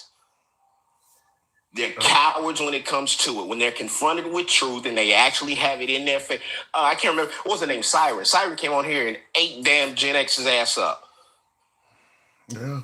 And so my point is, everybody's got sympathy. All these MAGA folks got sympathy for Ashley Babbitt because she's a white woman shot by a black man. So what if she was... So I'm asking the same question I've been asking everybody else. What if Ashley Babbitt was LaQuisha Jenkins doing the same thing? They would have shot her before she got through the damn door. So straight. Tim, let's not play this game. You from the south side of Chicago. Don't even play with me. I'm not gonna let you get away with that with me, Tim. You from the south side of Chicago. Well, hold on, Angle, because Will G on YouTube has said something similar. He says there was a slew of physical distraught white girls, and the media and public opinion said they all needed mental evaluation, but a black person, physically distraught, lethal action has to be taken. So let's tackle that. If somebody is mentally ill in society, causing a disruption, you too believe, like what Will G said, that mentally ill person, it helps if they're a white girl versus a black man? Yes, Tim, there was a white man in Florida who was swinging an axe in the middle of the street. They talked him down. Who's my man who was in South Carolina, shot up the black church? Oh, we understand, little white boy. It's okay. What about the white dude who shot up the BLM protest? Oh, little white boy, it's okay. Come on, Tim. Yeah, call it down the middle. Call it balls and stripes. Call it what it is. The Buffalo supermarket shooter was a white kid too. Thank you. Yeah. So here's the thing. People can say, "Oh, you're making it about race. You're playing race." Look at what the numbers tell you. How many black people walking around with guns, shooting up everything, walk away? Bro, you do have a lot of shootings in the hood. Black people are killing other black people in the hood wholesale. Tim, listen to what I'm saying. If a black man goes to a white protest, let me go to a white Klan rally, and let me start shooting. Do you think I'm gonna walk away alive? Yes or no? If you go to a Klan rally and do that? I go to a Klan protest, they walk in, just like they did in Columbus, Ohio. If I decided to do the same thing that white kid did in Illinois, and hey, I'm going to bring my firearm and I'm going to shoot this thing up. If I did that. Yeah, you're going to pay a heavy price for that. Thank you, Tim. If one of the Klan members don't get your ass, but yeah, the government ain't going to let you get away with that. So that's my point. There is we are over-policed. We are over-prisoned. We have excessive. Look at the sentencing. Look at all the sentencing rules. You know it's disproportionate. Well, the study says disproportionate. Now, see, Will says we must be powerful beings for white people to automatically try to think to kill. Exactly. In modern time, they're killing like that. We're still not looked at as human on their level. It's not, and here's the thing, and I'm gonna say this for you white. It's not everybody. It's not everybody. Nothing is absolute on this planet. But what I am saying is there's a vast majority. There's an overwhelming majority, whether we want to realize it or not. And until we start having intellectually honest conversation and talking about it and putting it on Front Street and calling things what they are, it's not going to change. Now, see the comments though. You got a detractor. Maria says that guy on the phone is very racist, full of hate and demons. So a lot of folks he's not the only one. A lot of folks are saying your comments and many of my other callers are racially charged. You know what? Here's the thing. You can say that, but let's have an honest conversation about it. Let's have an honest conversation. Because here's the thing. What systematic power do black people have to impact white people? They got power in some areas. I mean, white people. Tim. I'm trying to explain it. Don't move the goalpost. No, I'm not moving the goalpost at all. For instance, if I try to get a job at a company where it's owned by a white person, I would say that's discrimination and racism. Well, there's a lot of black people that own businesses and things like that too that can do that to a white applicant. There are places where black people have power. Look at numbers, Tim. Let's look at numbers. Okay, that's different. You're moving the goalposts. You said that blacks can't do it. Now you said, well, there's more whites in positions. No. What I'm saying is I said systematically, which when we're talking about systemically, we're talking about if you go down to the Chamber of Commerce and you say, hey, how many black businesses are in this town? And they say, oh, there's 1,000. And then you say, how many white businesses are in this town? 10,000. I would even tell you though, systemically, there are blacks in positions where they can have systemic racism against whites. If you're in any urban American city, like let's say Chicago, where I'm from, the government in Chicago is predominantly minorities. I'm sure there are minorities whether it's the park district, the CTA, the transit system, where hell, it happened to me. I'll give you a perfect example. It happened with me. When I went to become an engineer with AT&T, which was called Ameritech at the time, the phone company in Chicago, there was a woman that was an African American that was the head of HR. She was hiring none but black people. She was, and us black people, when she retired, we gave her a ton of money. She was doing exactly what you're talking about in favor of blacks. Now, Tim, my mother worked for what used to be Southwestern Bell, same as Ameritech, which became AT&T. Right. Okay, that's a global. That's a internet. That's a national company, correct? Yeah. And you were in Chicago, right? Yes. And you were and she was affecting that particular building, right? She was hiring in more than one building, though. Okay, but it was in Chicago. Let's just leave it at Chicago, right? Right. Okay, how many other cities is that happening in, Tim? How many Chicagos are there? There's probably a lot of black HR that's doing what she did. Come on, Tim. How many, and how many... Hold on. You started out... No, don't get me wrong. I'm not simply saying it doesn't happen. Thank you. That's what I'm saying. Not saying it doesn't That's happen. all I'm saying. Again, I said nothing on this planet is absolute. Okay, Nothing. now we're getting somewhere. I'm just simply saying... But what I'm saying is, let's weigh the scale, Tim. That's a different argument, though, and I agree with you. It's the same argument. No, it's not. Let me tell you why. And I really hate that you did. I like to play the other side, but damn, you got me defending white people on discrimination. But but I got to be fair. Free speech. I got to defend them because I disagree with what you're saying. I do believe there are far more white people in positions of power. So there's no doubt the amount of systemic racism is going to be tailored against blacks. But what I'm saying is there are plenty of blacks in positions of power where they can be systemically racist towards whites. It's just far fewer of them. Far fewer of them can do it. Okay, so do you believe that the white man is oppressed in America? Do you believe that, Tim? If I try to get a job, you're making me work. You're making me work. Let me go and put on some white makeup here. I'm about to turn it to you can call me Todd, okay? Let me go ahead for the remaining of this conversation. Todd Kaczynski. Okay, so what I'm going to say is this. Let's say, for instance, I want to become a fire person. Maybe I don't marry a black girl and I live in the hood now, but I got a resume that shows I used to be a firefighter down in the suburbs where I live at. I'm married with her. We live in the hood, living around our family or whatever. And the firehouse is all black. And I go apply to work at that firehouse. You're telling me that that situation does not happen to some white people where they go apply for a job and an employer would rather hire blacks? You're telling me that can't happen? I'm not saying that it can't happen. That's Tim. racism. But Tim, what I'm saying is this. I know you and Siren, y'all had a debate about this, and I know you don't think that race. I know you don't see that power is a component of racism. Yeah, I do. And what I'm saying, I do see that. You agree with it. Okay, so when we look at power and we're talking about race, we don't have the power to impact white folks the way that they have the power to impact us. Yeah, but I'm not disagreeing with you, but you're moving the bar further and further. You originally made it sound like white people are impervious, like racism can't even happen to them. Now you're moving it. Okay. Let me clarify it then. Let me. What I'm saying is this: we do not have the power to impact systemic racism onto white people. We cannot. We can't sit up here. Look at the judicial system. Just take the justice system. You take that. Look at the disparity. We can do all we try to do. They gerrymander the district so we can't vote people in who can affect policy for us. I don't totally agree with that either, and I'll tell you why. I'm trying to explain it to you. Chicago. I think here's where you and I agree. I do believe because whites are more in positions of wealth, positions of power by far more than blacks are. So if you're talking about who gets victimized more, yeah, I agree that the numbers are going to be disproportionately in favor of white people. I disagree is that it's not. What I disagree with is that it's not also happening to some white people.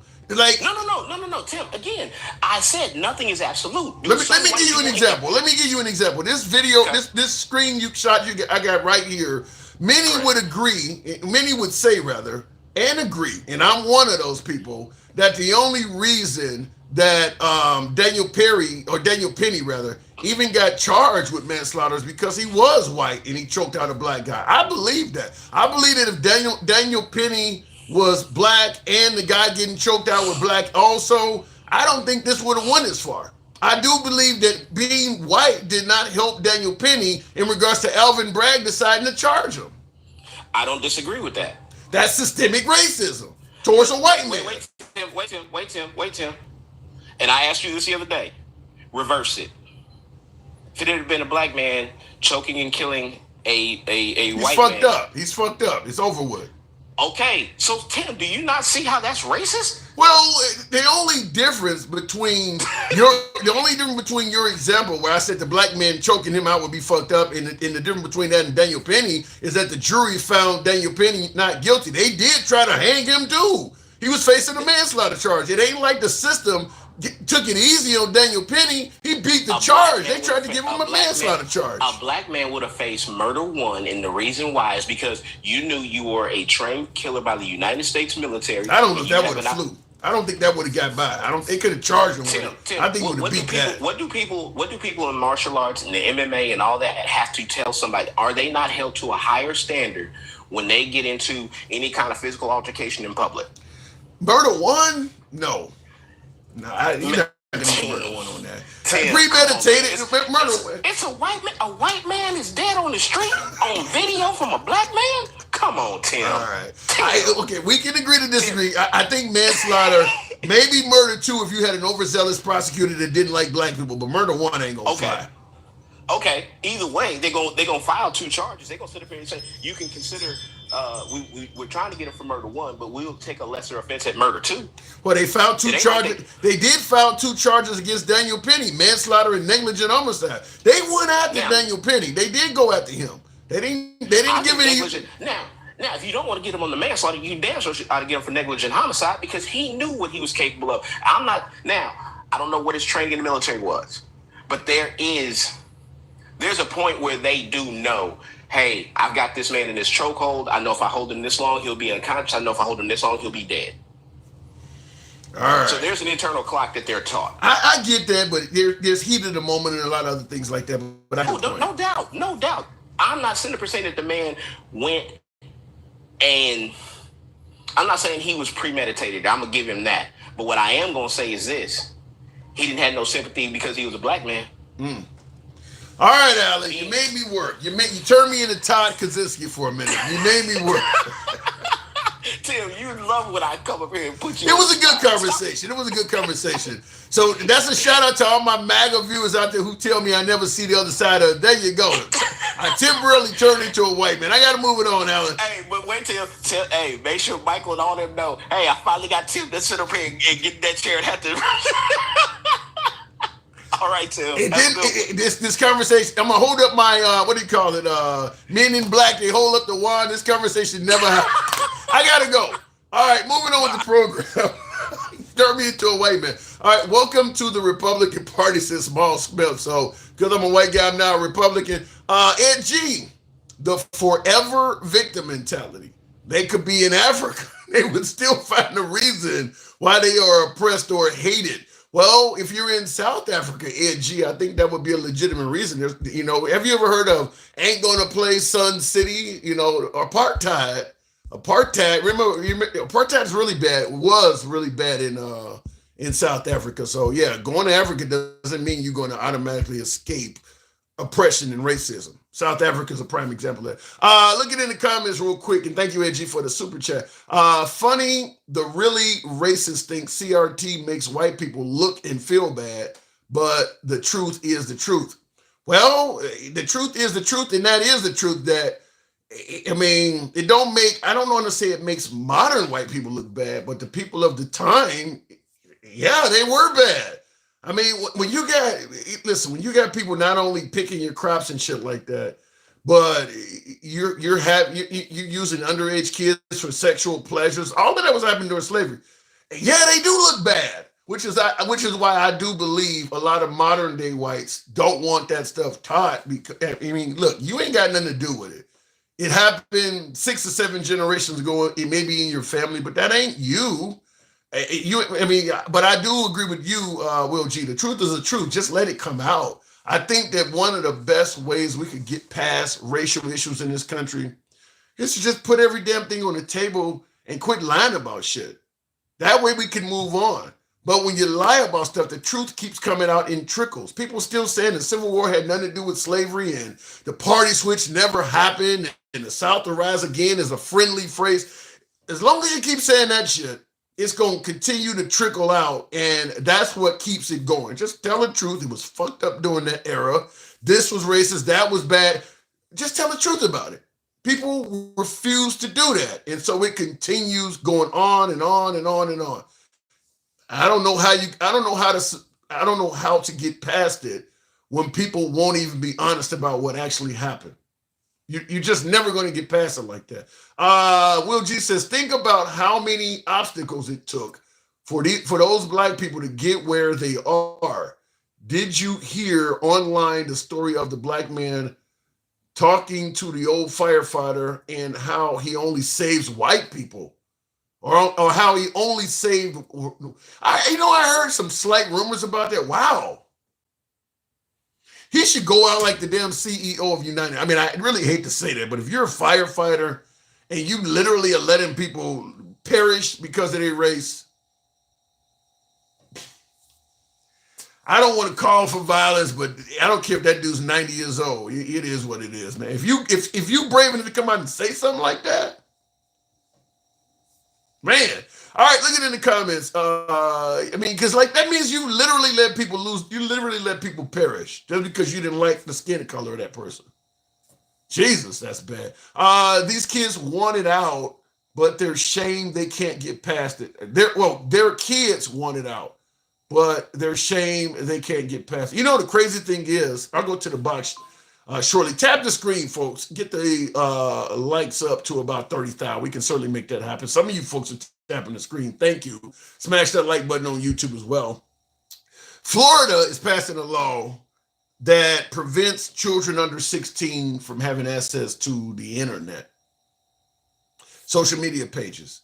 A lot of people favor this. Believe the internet is a bad environment for young kids and they shouldn't be able... I'm torn over it, and it's because of the conversation we're having now. A whole lot of people favor what Florida is doing. A lot of people say they should have had this. If you're underage, you shouldn't be able to get on the internet by yourself and things like that. I'm torn on it because we're talking about CRT and some of this other shit. Fact is, America's history features teachers telling a whole bunch of lies about history, how this country was founded, what happened to people, just the way we were taught in schools. It's just, I think we all know now, a large portion of our history lessons in this country were based on American exceptionalism, or in some cases, flat out white supremacy, but it was not based on accuracy. And when we were coming up, the only counter was either a library or an encyclopedia. And oftentimes that stuff was written by the same people who dictated what you learned in schools. So there's nowhere to go really to find the truth. The internet for the current generation exists. But if you make it so that we can limit what books they read in schools, which is something they're also doing in Florida, I'm going to ban books at the same time. I'm also going to ban their access to the internet. So that what we teach them is all they have access to. Kind of like how we grew up. You only had access to what your teacher taught you, the library and an encyclopedia, unless your parents or somebody taught you something differently. But that was it, which is why you could get people to believe whatever you want. They don't have access to any other information. The internet provides us with like, for instance, what's going on in Israel right now. If you listen to Benjamin Netanyahu, the prime minister of Israel, everything they're doing is in self-defense. That's bullshit. That's not happening. But you can go on the internet and see the point of view from other different ways. What if you got a Jewish teacher and they're teaching the kids that, well, what's going on in Israel? They're having a fight in self-defense. He's Jewish. He likes, he supports Israel. That's his homeland. He's teaching all his kids that the only thing they're doing is committing acts of self-defense. And now that they have no access to the internet, that's all they have to believe. So I'm not a big fan of banning internet access to maybe some sites. We could talk about it, but I really believe that the kids should have access to that because there's a lot of bad information that's being taught in this country and other countries around the world. Anyway, going back to the box, and I brought that up because he mentioned CRT. Continuing on, all my exes are in Texas. Good evening, Texas. Didn't Cowman stop it? The truth is not in history books. The South wrote the history books. Yikes. Hold on a second. Hold on, Texas. Will G says, I have a bone to pick with you on your show yesterday. You gave Biden a bad economy on a technicality, but you gave Trump a pass for sitting his butt down on Obama's economy. I'd like to know what the what did I give Biden? Okay, you said I gave Biden a bad economy on what technicality? I mean, I'd like to know what that is. Yeah, you got to explain that. Texas, good evening. How's it going, Tim? It's going good. What do you think? You've been listening to the show. You've heard what we're talking about? I guess you're talking about the case up there on the screenshot. Why are they being viewed so differently by some? I think it's just, where we're at as a country. We're pretty divided. And, to me, it's like you can't bring politics and things like that into a case. You just got to look at the evidence in a case, and I kind of agreed with your guest before me to an extent. Is the guy was trained. I was expecting him to get manslaughter charges because you're trained, you know exactly what you're doing. I don't care, heat of the moment, things like that. You went beyond what you were trying to do, and that's what resulted in his death. So you should be held accountable. He was facing, Green Eyed Lady, thank you for the support. He was facing up to 15 years for manslaughter. You really think he should do 15 years, Daniel Penny? I mean, I don't know that, like I said, I don't know all the things presented in the case, so I'm not going to say what I feel like he should do. I'm just saying I'm surprised he got off with just the extent of his training and what he did and how he should have known when to stop, and he didn't stop. He's going to, whether he goes to the jail cell or not, he's going to live with that the rest of his life. 15 years, 20 years, however much longer he lives, he's going to walk this earth knowing he took someone's life. Yeah. And that's not an easy thing for anybody if you have, Not only that, but apparently one of the family members of the deceased actually walked up to him and told him something like, it's a small world or something, literally made a veiled threat right to him. So yeah, you got to live with all of that for the rest of his life. Probably need to leave town or something like that. Oh yeah, it's definitely gonna change his life, and like I said, I'm just surprised he got not guilty on manslaughter. So if you're on the jury, you convict him? I mean, like I said, I don't know all the ins and outs of the evidence, presented in the case, but from what I do know, yeah, I mean, I would have said, look, you got to pay for what you did. When you step into a position like that and you're trained in those fields, you're assuming total responsibility. It's not just like some, untrained bystander jumping in trying to help someone. You're trained in hand-to-hand combat. You know what you're capable of doing. You took it to that level. You got to own up for that. Everybody. It's interesting you would say that because he was interviewed on Fox News, and he said he would do it again. He believed that he was helping the people out. He was playing heroes, Good Samaritan. He said he would do it again. I mean, and that's the thing I don't know. How long did he hold him? How long did 6 minutes? You know what I mean? 6 minutes, Dougie Fresh on. Yeah, 6 minutes. That's excessive. You know what I mean? You don't need to hold someone like that for that long. But if you had been doing it for 30 seconds or something, trying to gain control of the situation, get him in a position where you can hold him and it doesn't take his life away, then yeah, I would understand. But see, the problem when you put somebody in a chokehold is that first they're being combative, so you put them in a chokehold. Once you put them in a chokehold, now they're struggling to breathe, so they seem like they're still being combative. So you're going to hold that on them until they stop being combative. Well, they're dead now. But the problem is your whole purpose was to stop them from being combative. And the minute you put them on a chokehold, they're going to become even more combative than they were before they were in it, because now they're fighting for their life. So I don't. It gets hard to know what point do you let them go, because if your goal is to stop a person from being combative, the only way you're going to succeed is when they pass out. Right, and when they pass out, that doesn't necessarily mean death if you're doing it right. I mean, I've been chokehold, in training where, to see what it's like. Oh, okay, you got past it. It can happen really freaking quick, So that's what I'm saying. You know what you're capable of doing. You know how to do it correctly. If you're not doing it correctly and the person is struggling with you for 6 minutes, come on, man, you shouldn't have been doing that. You know what I mean? There's other ways to stop someone from being combative that isn't as lethal. And that's where he made the mistake in saying he would do it again. No, you shouldn't do it again. You cost the life of someone instead of preventing someone from getting hurt. And I'm listening to you describing it, and I'm looking at the picture I have here, and the way his eyes, he almost looks lifeless in the picture I'm looking at. His eyes are open, but it looked like nobody's home, so it looked like I might be looking at a dead guy on the picture I have here. But all right, fair enough. So you do now. What about Ashley? You think her shooting was justified? I don't know about that one.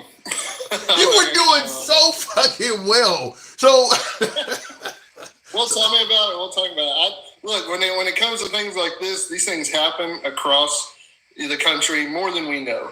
And when they get amplified up like this, like I said, that's what happens. A lot of politics and things and stuff get put into these cases when they shouldn't be. Look at the facts. Look at what happened. So then let me ask you the obvious question with Ashley Babbitt. Do you believe the cop that took her life should face any type of criminality or discipline? Well, I would definitely say that a cop should face discipline for taking a life. Discipline from the department. What about criminal charges from the courts? Well, if it's shown that he wasn't justified in his use of force, then go to the courts and you don't believe he was justified in shooting her. I don't know. Like I said, I don't know anything about that case. You don't know anything about the Ashley Babbitt case on January 6th? No. No. Oh, okay. All right. Fair enough. I'll leave it at that. Insurrectionists, I guess. Huh? I said she was one of the insurrectionists. Yeah, she was there. Yeah. If you don't know about it, I'm not gonna go too deep. And if you don't know about it, that's surprising you don't know about that though. Big case. All right. Yeah. Fair enough. Texas, appreciate you coming through.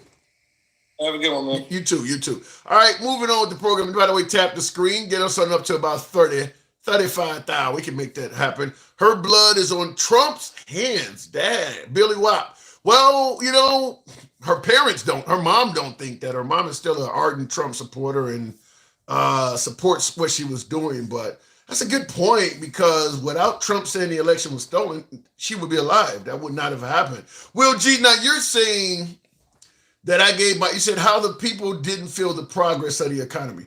I kind of stand by that, Will. I don't think the American people felt the progress of the Biden economy. I mean, I think that Trump, when they polled Americans, who do you trust more on handling the economy? Trump was winning. I mean, there's some Americans that saw the economy getting better. At the end of the day, gas prices have dropped significantly. But I do believe most Americans have, put it this way, they haven't seen enough change. Yeah, groceries have went down somewhat, but they're nowhere near where they were when Trump was in office. That's how a lot of Americans feel. So, I don't believe, because Biden and Biden supporters are saying how great the economy is now. The stock market is doing well. They talk about the Dow Jones, and they talk about 401k. Well, the average American that does not have all of that stuff, they're making their decisions based on how much are groceries, how much is gas, how much interest does it cost to buy a used car or a new car or a home. That's what they're judging on. Everybody don't have a bunch of stock to look at. And for those people, the change is not significant enough. They still believe the Trump years were better. So that's why I said that, Will. Thanks for clarifying that. Tim, do you trust Trump to do the right? Do you trust Trump to do right for all of America? No. But I don't trust Biden to do right for all of America either. Listen, you got haves and have-nots. You can't do right for both of them. America has enough to take care of its people. It doesn't have enough to take care of its greed.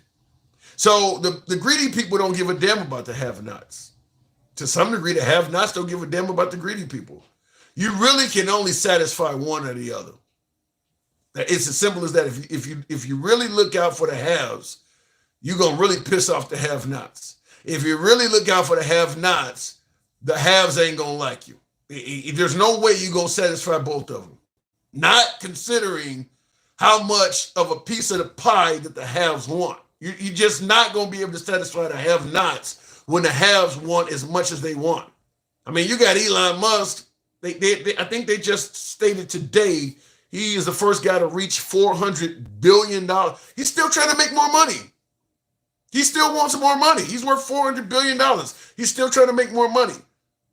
Just his wealth alone, that one dude, just his wealth alone, when you think of the fact that he actually has, if I gave you a pile of cash that was $1 million, just $1 million, which is more than a lot of Americans going to make the entire working career, just one pile of cash, he has 4,000 piles of that. One dude. That's a small suburb. He could literally hand $1 million to the whole population of a small suburb. And that's $1 million. Imagine if it was only 500,000 or $250,000. Now you're talking about one dude that could literally he could change the life of, I don't know, hundreds of people, thousands of people. All of that wealth going to one man. And that's just him. We could talk about Jeff Bezos. We could talk about Zuckerberg. We could talk about Bill Gates. It's hard to take care of the have-nots when single individuals are able to hoard that much money. So, and it's hard to take care of both sides on the political spectrum when one side wants that much of the pie. So I don't think you can take care of everybody. Now with that going on, Trump messed up the economy with his incompetence to COVID-19. The response from MAGA, we don't know how to deal with COVID-19, but we also didn't know about Ebola and H1N1 flu, but Obama took care of it. Look, you get no disagreement from me on that. Trump's handling of COVID was dismal, in my opinion. Trump was focused on running for re-election. He wanted to run on a strong economy. That was his baby, the strong economy. That was going to be his primary signature accomplishment to run on. And when COVID hit, he didn't want to have to shut everything down because that was going to take away the main thing he was running on. So he's trying to listen to the FDA and the CDC when they're saying you got to shut things down and you got to social distance. But at the same time, he's also trying to manage a strong economy. And he's giving out these mixed messages like that. Well, you should shut everything down, but I'm going to leave it up to the states to decide and all these weird. So, and that is why even today, Trump supporters still have that mixed message. Their view on how to manage and how to address and how to accept COVID is still as mixed as it was when Trump came out of it, because his messaging from day one was so mixed on that. So, I think Trump did a terrible job on COVID. I mean, you're on TV with Dr. Fauci, even though you clearly don't think he knows what he's talking about. Then why are you on TV with him? His messaging was terrible on COVID. So I agree with that part, Will. Let me go to the comments. He used it like he used immigration at the expense of innocent people. Talking about fear-mongering, huh? Wow. Going back to the box, we'll continue it on with Randy. Good evening, Randy. Welcome to the program. Hey, good evening. You see the two examples up on the screen. Why they treat us so differently? Say that again. You see the two examples on the screen? Oh, absolutely. You know what you're looking at. You know what you're looking at, right? Yeah, absolutely. Why do you think those are viewed so differently? They both were being unruly. Neither one of them touched anybody. Neither one of them were armed. They both lost their life in the process. Yet people view Jordan Neely as, look, he fucked around and found out. It's kind of his fault why he lost his life. But people are very sympathetic to Ashley Babbitt and suggesting that she should not have been touched at all. Why are they viewed so differently? Well, he choked out a black man. Okay. What do you mean? I mean, if that would have been a white guy on the subway,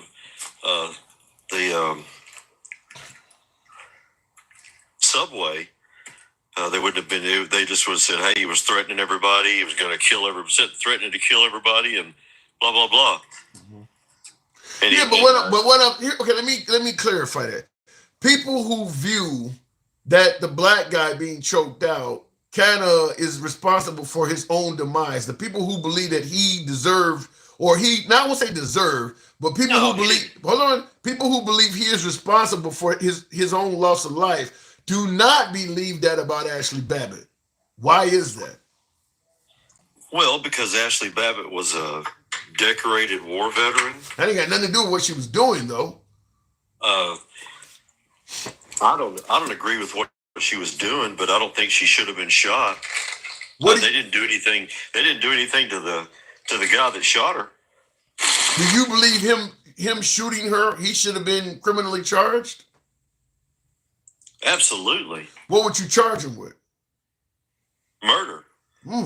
So with her climbing through a window and encroaching on where he was cowering, what do you think he should have did? She's busted the window out. He's in the room. He's put furniture up against the door. She done broke the window out and is about to climb over the furniture. What should he do? Well, I mean, it's a touchy situation. There was just like in the subways, a lot of emotions. Yeah, I know the emotions are running high, but what I'm saying is she's breaking in a room where you don't cower and you don't put furniture up against the door. She's breaking through that to climb in there. What should he do? Well, he could have just as easily walked up there and pushed her back out the window instead of pointing a gun at her and running at her and shoot her in the throat. So he should go hands on with her, not knowing if she's armed or anything. Well, he's right there. He can see her. She's right there on him. That doesn't mean that just because you can see a person, you can see me. Do you know if I'm armed or not? Why didn't you shoot a warning shot? Do you know departments that train cops to fire warning shots? Well, I mean, it's what's wrong with our country today. The whole thing. Both scenarios are exactly what's wrong with our country today. We just can't see eye to eye. Well, I get all that, but to me, suggesting that a cop fire a warning, you ever hear the liberals that don't know a lot about guns talking about shoot somebody in the leg? Like, you can't, you don't fire warning shots. I don't know any police department that promotes that. You don't fire warning shots. Well, he could have tased her. So she's. What's the difference in tasing her or pulling a guy over that's a black guy over on the side of the road, and he's got a gun and they tase him or they shoot him? I mean, if a police officer pulls you over, that is legally an arrest. You're being arrested. No, you're being detained. You're being detained. Yeah. You know what I'm saying? Yeah.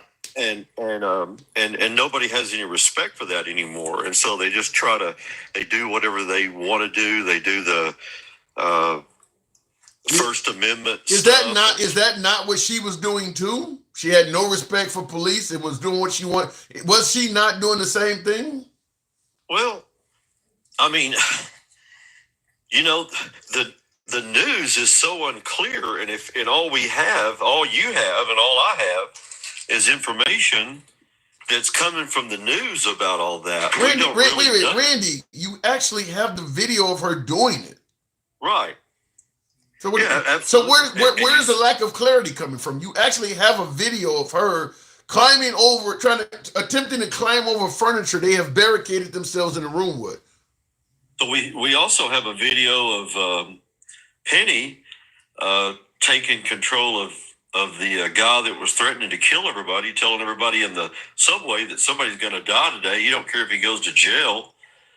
I don't care. I know I'm going to go to jail. I don't care.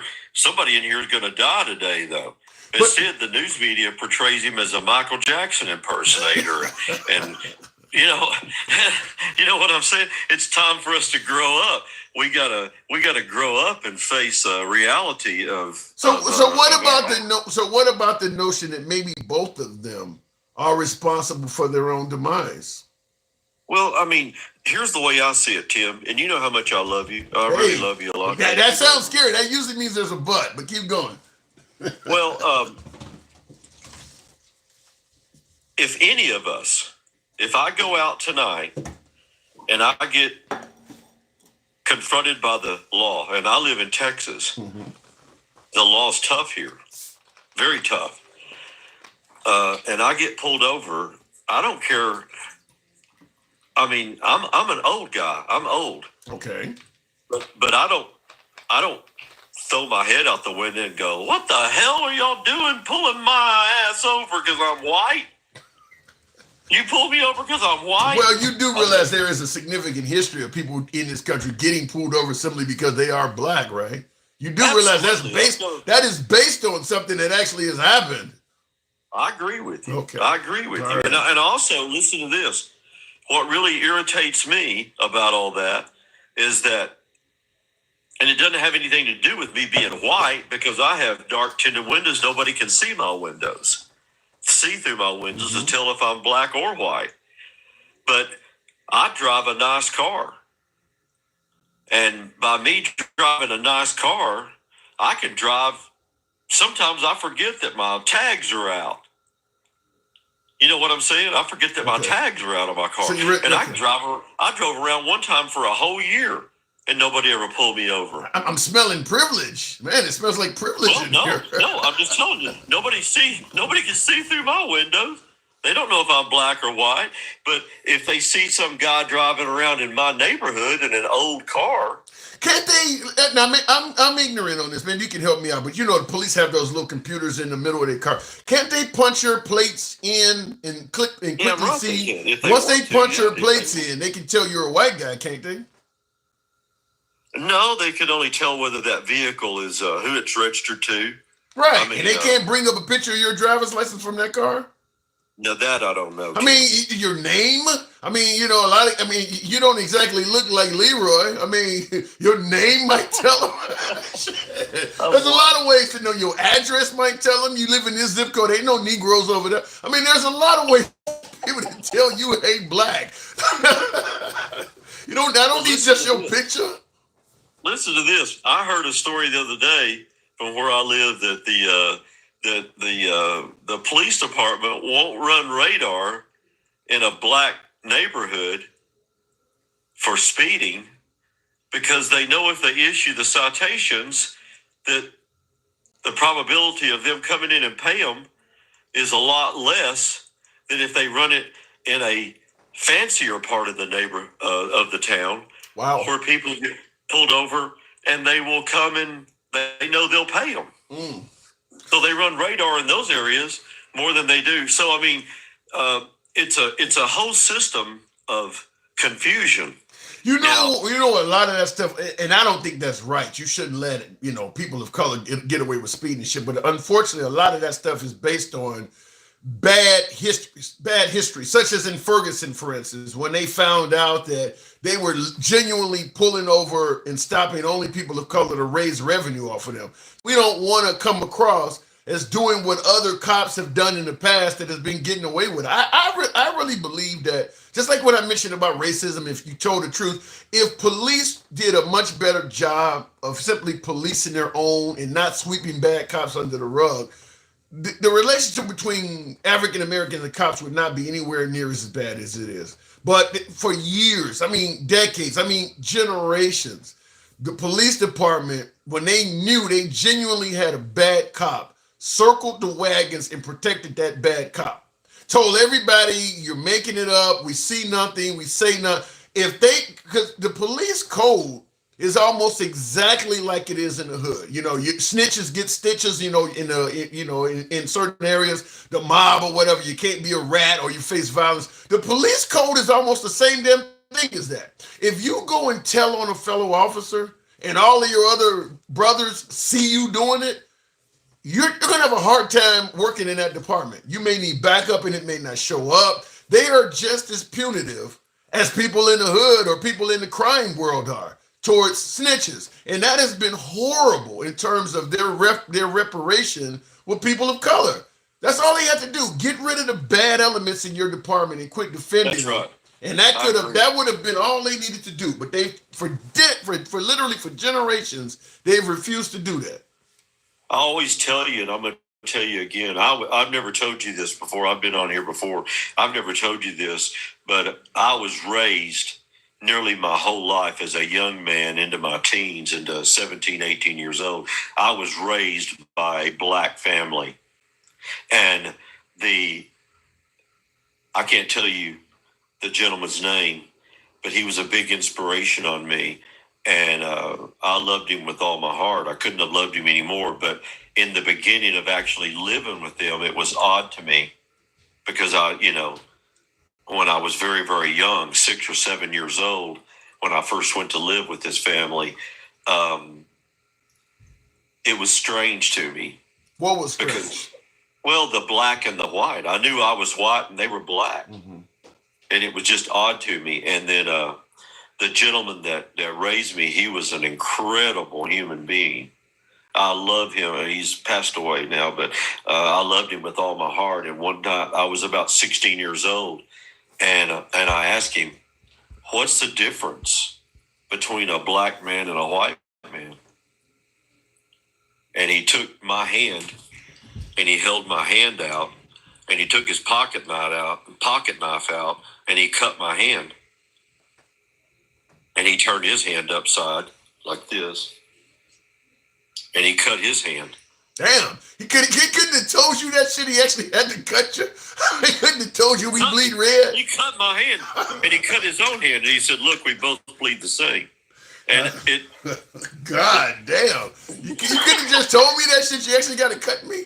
Oh my God. So that's why I always express to you, and I'll express to you again, that you're such a smart man. I follow you wherever you go. I watch you in different lives. Thank you. I watched you today earlier in another. Oh, that was interesting. Appreciate you tuning in. I love going to my MAGA lives. I'm taking on 5 on 1 and all that. I like going in there. They, look, they go at me, but I'm fine with it. I'm fine with it. And I hope that you take your intelligence. I hope that you take your power, your strength, the gift that God gave you of intelligence, and use it to help undivide the black people from the white people and try to heal. We can't heal a whole nation. Wasn't I actually doing that when I voted for Kamala Harris? I gotta move it on, man. You're smarter than that. All right. Oh, well, she lost, so we'll be dealing with Trump in 5 weeks. I gotta move it on, Randy. Did you see Trump today at the stock market? Yeah, he rang the bell. He rang the bell. I mean, it was crazy, right? Hey, even Melania Trump looking pretty good. That money really got us smiling. I gotta go. Appreciate it. Man. Randy, thank you. Same. Looking in the comments, I'm MAGA and I would have blew her wig by his head cheek. Damn, man. So he's saying that even though he's MAGA, Ashley Babbitt would have got a projectile. He would have took her out.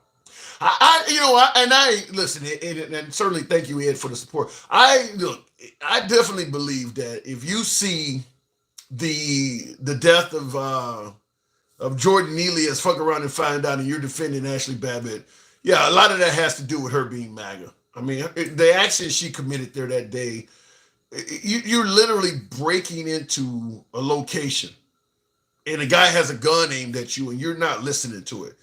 Like what my last caller was talking about, you get pulled over doing a traffic stop and you're yelling out all kinds of shit at the cops, that can lead to a bad outcome. Well, if a cop is actually aiming a gun at you and you're not listening, that damn sure can lead to a bad outcome. And that's what Ashley Babbitt was looking. She's literally looking down the barrel of a gun and not listening to anything the officer is saying or indicating. I mean, he's aiming because you hear the people in the video say somebody's got a gun and she's still trying to climb through the window. But yet, bringing race into it, but yet we chastise African Americans when they're encountering police for why they didn't comply. She's doing everything but complying. And somehow, some way, the cop should have stood down and gave warning shots and all this other shit. So some of that don't sound right. I'm just going to say that. Let me look in the comments. Will G says, talk about how black people how to de-blackify their home to get a high appraisal to sell it. I have seen that, and that's horrible. Where, and like I said, I had a close encounter to that myself, where I was part of a class action suit because when I was purchasing properties in Chicago, Fifth Third Bank gave me a higher interest rate simply because I was black. I'm not making it up. I didn't know they did it. I got a letter from a law firm that I was one of the individuals they did that to. One of them.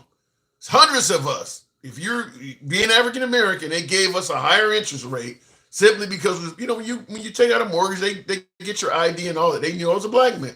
I thought I was doing great. I thought I had a great loan. I certainly wasn't crying out about racism during that era. I had plenty of money and all that shit. I didn't know. I get a letter in the mail. You want to be part of this? You were also victimized by it. Fifth Third Bank did it, and Toyota Financial also in the early 2000s did that, deliberately giving higher interest rates to black people. That ain't 200 years ago. That's not in the 1960s. That's in our lifetime while we were adults. That happened in the 2000s. Now, the problem with that is that's obviously not a cop beating your ass or you're not going to jail for a long time in prison. What that affects is generational wealth. That affects the wealth in the black community. Because if I'm a white guy, I'm buying those same properties, less interest. The mortgage on those properties is less, which means I can buy more properties faster because I got more money left. But if I'm a black guy, for some reason, I'm not moving as fast as the white version of me. And the only reason is because I'm black, because the banks is mistreating me. Happened to me personally. So I just want to say some of this shit, it ended hundreds of years ago. You need to move on. You're playing victim. That ain't playing victim. That actually happened to me. And I mean, I don't know how much money, I don't know how long they had been doing that. So I don't know how many payments I made at a higher interest rate than I should have done. But like I said, that happened to me. So I'm not talking about something that happened to my ancestors or some shit. That actually happened to me. Looking in the comments, Babbitt was living her white privilege. Well, I don't know if she had white privilege because they shot her. So I don't know about that. She may have thought she had it. She might have been more of an entitled white girl, but she didn't get privilege. They shot her. Or he shot her. And oddly enough, Trump calls that cop that shot Ashley Babbitt. He called him a thug. He actually said that about the cop at a rally. Trump called the cop that shot Ashley Babbitt a thug. Wow. Remember, back to blue. He's pro-police to say something like that. And looking in the comments, how can you move on from mental things? It takes some effort. It does take some effort, Alicia. Callie Love says, we'll stop talking about racism when it goes away. Until then, keep bringing awareness. Unfortunately, it's never going to go away. You can put two people on an island together, and they're going to find a reason not to like each other. It's certainly going to happen when you're talking about millions of people. I think people need to stop being afraid of the race conversation. It's the only way to find common ground and understanding. This would really elevate DEI too. Big shit. I agree with that 100%. Thank you for the super chat. I agree 100%, but unfortunately, there's people who believe that talking about racism makes them look bad, is embarrassing to them. Can you imagine Muslim parents showing up at a city council meeting demanding we not talk about 9/11 because it makes their kids look bad? We'd kick them out of school. What the hell? It happened. Muslim mom, well, I don't want you guys talking about September 11th because it makes my kid feel bad. What? But that is kind of why a lot of our history has been hidden, is because some people feel like it makes their side look bad. Balzim, is that what I'm looking at? I think that's the name of that. Good evening. Welcome to the program. Pronounce that name. It's Baller is me. Baller is me. Okay. All right. Good evening. So what you've been listening in, I take it. Why are these cases being viewed differently? I listen to you all the time, man. It's been over a year since I got on, but good to have you in this evening. I look at it as a cultural difference. Explain. And what I mean by that is black folks know a lot about white culture. Well, whiteness. But white folks don't know a lot about black culture. Because, see, I grew up in Detroit. I now live in Birmingham, Alabama. And I have seen a lot of crazy folks saying what they're going to do in the streets, on buses, and all that other kind of stuff. All we do is say, that so-and-so is crazy. Yeah. I don't know. Hold on though. I've been, growing up in the city of Chicago. I've seen plenty of people get on the bus, barely wearing clothes, no shoes. And I haven't had somebody tell me they're gonna kill me though. This guy apparently was telling people he was gonna kill them. I didn't see a lot of that.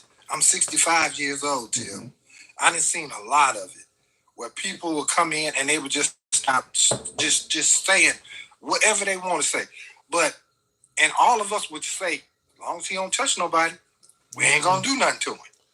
And if he did touch somebody, what we would do was we would touch him a little bit. We would touch him enough that he would think about the next time he do something like that. So what do you say when you started out by saying white people don't know black people's culture? Are you saying that's maybe why Daniel Penny acted the way? I'm saying, how can I say this? It's a lot of mental illness out in the streets now. True. It's a lot of mental illness out in the street. And it's a lot of mental illness in the black neighborhood. I've seen a lot of it. And I know how to kind of deal with it to a certain extent. But you got somebody that's from another culture that don't know how to deal with it. Okay. And they already got a perception of black folks are dangerous. That's I often have conversations where MAGA will tell me, the media made Trump look bad, or the liberal media often. That's a great point you're bringing up about black folks today. Because I say this all the time. I say this to MAGA when they talk about the liberal media and the fake media and all this shit. The media fucked up blacks' image, the image of black people far before they mess with Republicans. All of that, black people are violent. The media has done a really bad job in portraying the image of African Americans. They put the people on that can barely speak English. They put on nothing but African Americans involved in violence. Like, I watch a lot of Fox News. You'll never see a class of graduating black people and have them interview the valedictorian or something. They want to talk about the people who may have dropped out of college and are out murdering people. So I do agree with you 100% when you say how, the media can do this stuff from image-wise. And I really believe the image of African Americans, the media has done a really bad job with us, to the point where people do think we are inherently violent. Yeah, and I'm not going to say that, I don't know his name, but I'm not going to say he did that on purpose. I just felt that he felt like, I got to do something now because this man is threatening us. And he probably wouldn't have did nothing. He probably was just all talk. Yeah. Because I'm telling you, in the neighborhood, if they did do something to somebody, we put some hands on them. But they come. But would you have given him a manslaughter charge? You think he deserves 15 years behind bars for that choke? Max, 15? Know what? I'm gonna be honest with you. They say he was a Marine or something. Yeah. He was trained. Yeah. I'm gonna tell you a story. Me and my old lady was playing one time. My son was in the house, and she grabbed me and she choked me. She probably only choked me for about 3 seconds. 3 or 4 seconds. Mm-hmm. She choked me out. We were playing. Damn. I actually passed out. And I did not know it until I woke up about 3 or 4 seconds later. And I said, girl, you choked me out. Why you playing like that? And he's trained. If he held that man for 6 minutes, he know better than hold that man for 6 minutes. If my old lady can choke me out in 3 or 4 seconds, and I wasn't struggling with it. I just let her do what she was doing, because we were playing. We were supposed to be playing. I ain't never played with some broad that made me unconscious. That's a hell of a game y'all got going there. Shit, that's all y'all in the lifestyle, man. It was just all jokes and fun. My son was over for the holiday, and we was all in there, and I was talking my mess, and she was talking her mess, and she grabbed me, and she didn't realize what she was doing. But he realized what he was doing. Manslaughter? For 6 minutes. You on the jury. You giving him manslaughter? I wouldn't give him manslaughter. Negligent homicide? I would give him something like that. He facing a max of 4 years. He would have been facing for that negligent homicide charge he beat on Monday. If you're on the jury and they've convicted him of negligent homicide, and you got to recommend sentencing, and you got to up to a max of 4 years, what you throwing him behind for? To be honest with you, I would have gave him something, man. I would have gave him probation, something. He couldn't have walked clean. He couldn't have walked clean. Felony on his record? Negligent homicide felony on his record? Would you put that there too? As a black man, yeah. You know you fucking him up with that. I mean, he ain't gonna get no job nowhere. You got negligent homicide on your record. I mean, what is he, like 20-something, 30-something? They done messed up a lot of black folks putting felonies. What do you do? What is this? What do you walk out of court saying, for my ancestors, we got his ass? What do you Now, look, to be honest with you, man, I don't know, but he deserves something, man. Because he knew better. And I see JoJo said even with that felony, he could run for president. God. No, but he knew better. He knew better. Yeah. He knew better, man. You choking a person out for 6 minutes as a trained soldier, you know for a fact, you choke him out for 6 minutes, you're gonna kill him. Yeah, I suppose there's some validity. I don't know, man. I'm on a jury. I don't think the guy. I think it was an accident. I don't think prison time is a solution for this. I mean, maybe he gets some kind of probation. Give him 10 years of probation. Give him 5 years of probation. I don't believe man should have a hard time getting a job and all of that because of this. I really believe it was an accident. I just do. I believe it was I can't say it because he was trained, man. Like I said, I've been choked out before. Yeah, you just told me that. I'm going to tell you, it's going to take a long time to be choked out. It do not take a long time. Man, when I see Timothy Lee says I'm a felon for driving a car without a license, how many times you do that? It takes a long time to become a felon for simply driving without a license. You must have tried to run in the motherfucker. It takes a while. You don't just get pulled over with no license to become a felon. You did a lot more than that. But Ashley Babbitt, what do you think in that case, Ball is me? Do you see that as justified? Justified as hell. All right. And the reason why I say that is because you got our lawmakers in that room. That is true. They barricaded that door. Yeah. I was watching it that day at my store, and I heard them say, he got a gun. He got a gun. Yeah. Now, if you attempt to go in and you done already heard that, either you going to do something wrong or you looking to get what you got coming to you. Now, that officer, I don't know if he was Secret Service or whatever, they don't issue him a table leg to protect himself. I don't disagree. Because see, if I'd had a table leg, it didn't make no difference. She would have went out either way because it would have been all over the room. It would have been all over the room. All right, Baller. Wait a minute. They issued him a firearm to protect them people in there. True. That's his job. That's what he get paid for, to protect them people. Now, you got what? How many people you got coming through that hallway? I mean, I don't know. I say hundreds. It was thousands out there, but I say hundreds coming through that hallway. Yeah. And then easily. After they vacated that room, what was they caught running around with? Zip ties. Yeah. What was they planning on doing with these zip ties? Come on now. They might have been planning on putting Nancy Pelosi on trial right in that house. I mean, that's what I'm saying. What was they planning on doing? Come on now. Let's be for real now. I mean, I believe in justice. No, that man shouldn't be charged with nothing because he was just doing his job. Just like when the attempt on Trump's life, when they took that man out on the roof, them folks was just doing their job. That's all they was doing. Well said. Ball is me.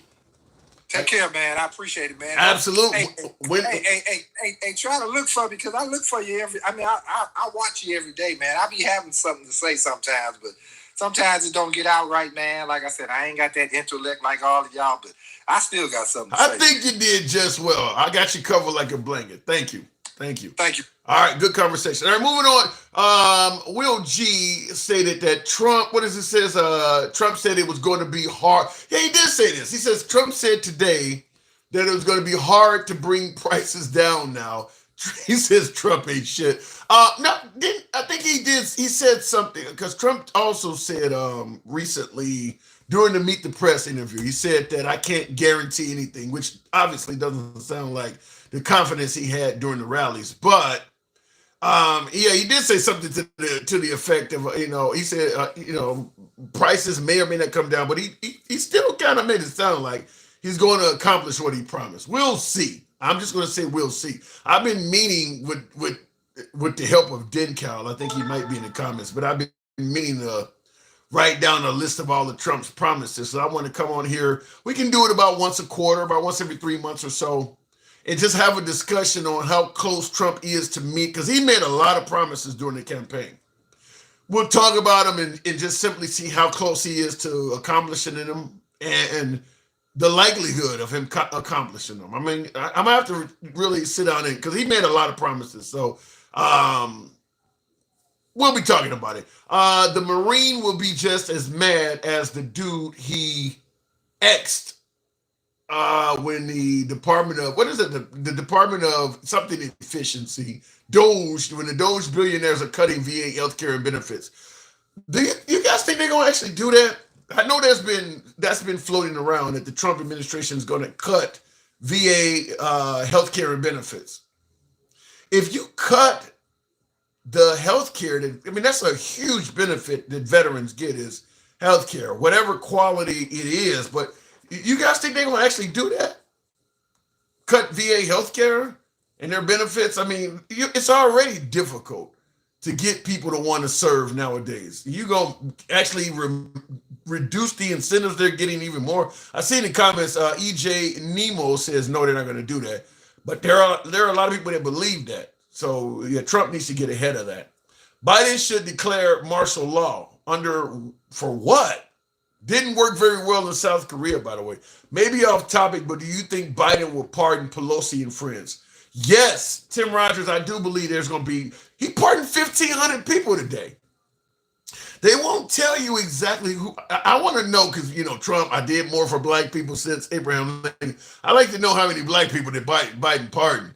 I was just talking about that, I think either yesterday or the day before, that I believe that Biden is trying to make amends for being intolerant in the past. I think that any white guy that's Biden's age, because it was just a norm in this country to look down on people of color. I do believe on his way out, he is trying to make amends, whether it's, helping Obama become president, appointing the first black woman to vice president, appointing the first black woman to the Supreme Court. He's done a lot for African Americans all of a sudden, to the point where people are saying that you are helping out black people so damn much, they don't even have the qualifications for all these jobs you're giving them. Now, I disagree with that, but they said that about Ketanji Brown, the Supreme Court justice. They said it about, obviously, Kamala Harris. They've said that about all of his African-American picks. And now he's pardoning motherfuckers. I really do believe Biden is going to go out and he's going to pardon a bunch of black people. I just believe he's going to do that. I believe he's trying to make amends. I mean, he is a devout Christian, and he got to assume the pearly gates is coming soon. I believe he's trying to go out right. I would not be surprised if he does some historic pardoning for people of color. We'll see. I might be wrong, but I believe he's going to do something wild. Looking in the comments, I see Love the Crew says good for him. And I don't know what I just hit there. Mr. Oko 74 says, I love it. Yeah, I believe he may do that. I personally believe, remember, he's the guy who sponsored the crime bill. The right has been hammering him with vote for me or you ain't black, and he's the author of the crime bill that put so many black people in. This is a great way to make amends for that. If you're going to blame me for putting a bunch of black people in jail, I'm going to go out by getting a bunch of them out. He could pardon people that are in. He could pardon people that are already out but still have it on their record. I mean, if let's just be for real, because he will get some criticism, but let's just be for real.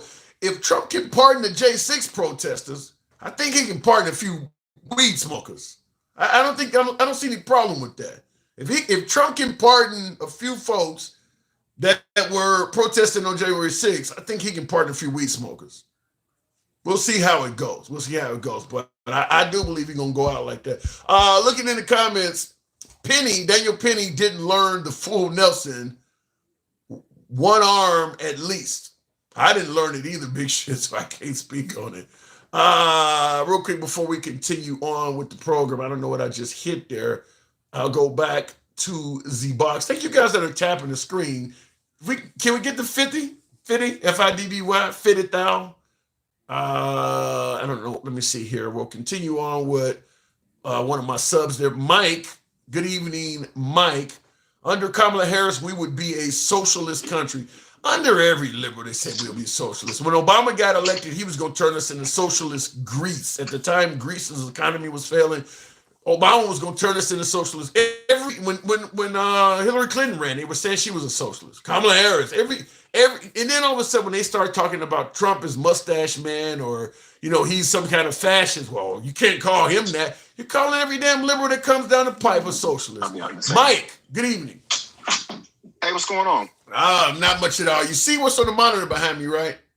Yeah, I'm listening to all this nonsense. Yep. Hey, a couple of things. So let's start with Daniel Perry. Sure, Penny. Perry is the other killer they got pardoned. Yeah, exactly. We get all these unalivers mixed up.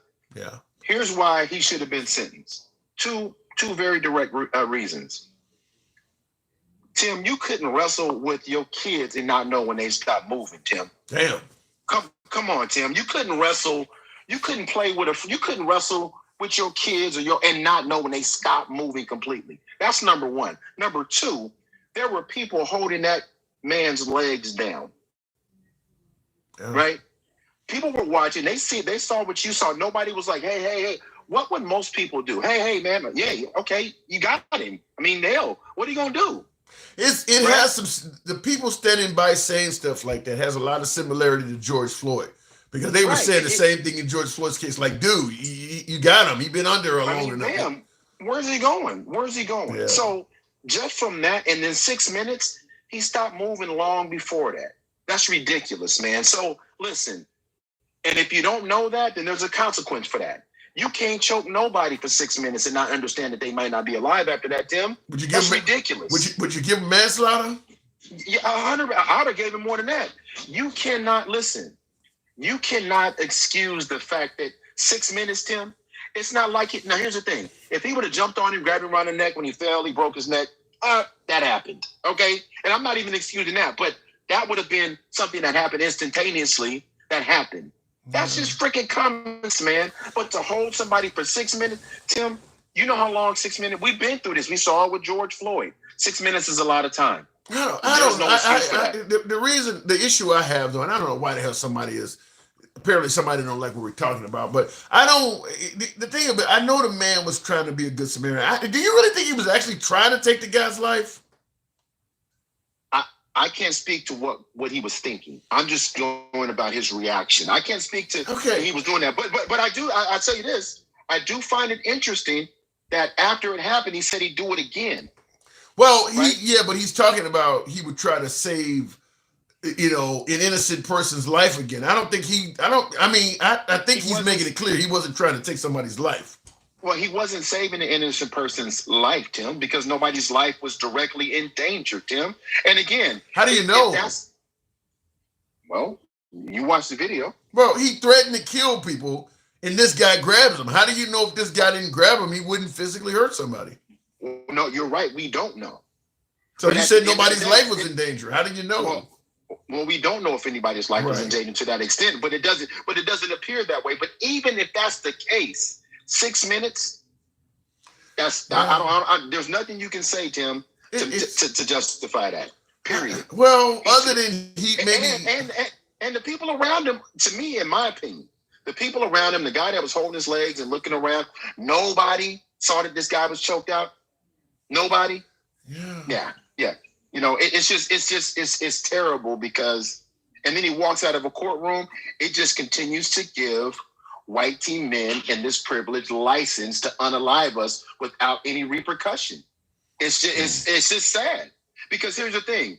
As that verdict came out, that's not a big deal. And I told you this before, but then we tokenized Lake and Riley and demonized an entire group of people for that. But the minute you say that about this, well, you kind of, you know. Well, I definitely will agree with you 100% that Lincoln Riley was used to demonize the entire immigration culture. I mean, yeah, I don't have any. That's pure fear mongering. I don't have anything else to say about that.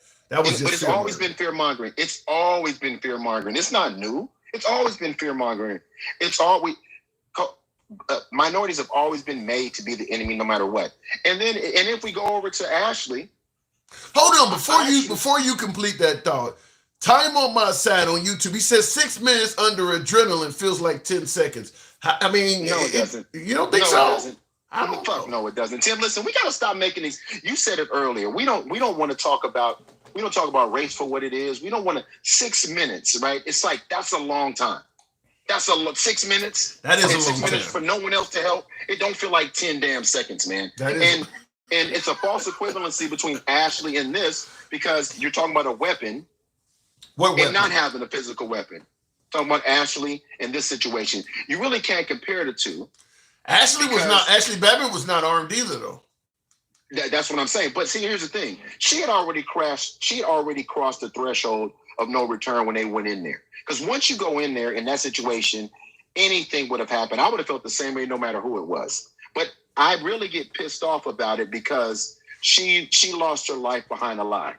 That's why, and I told you that the first time we talked. I was more pissed because she lost her life behind a lie because the people that sent them there on that mission knew it was BS from the beginning. That's the sad part. I don't think. You mean the Trump administration knew it was BS? Yes, 100%. Yes, I do.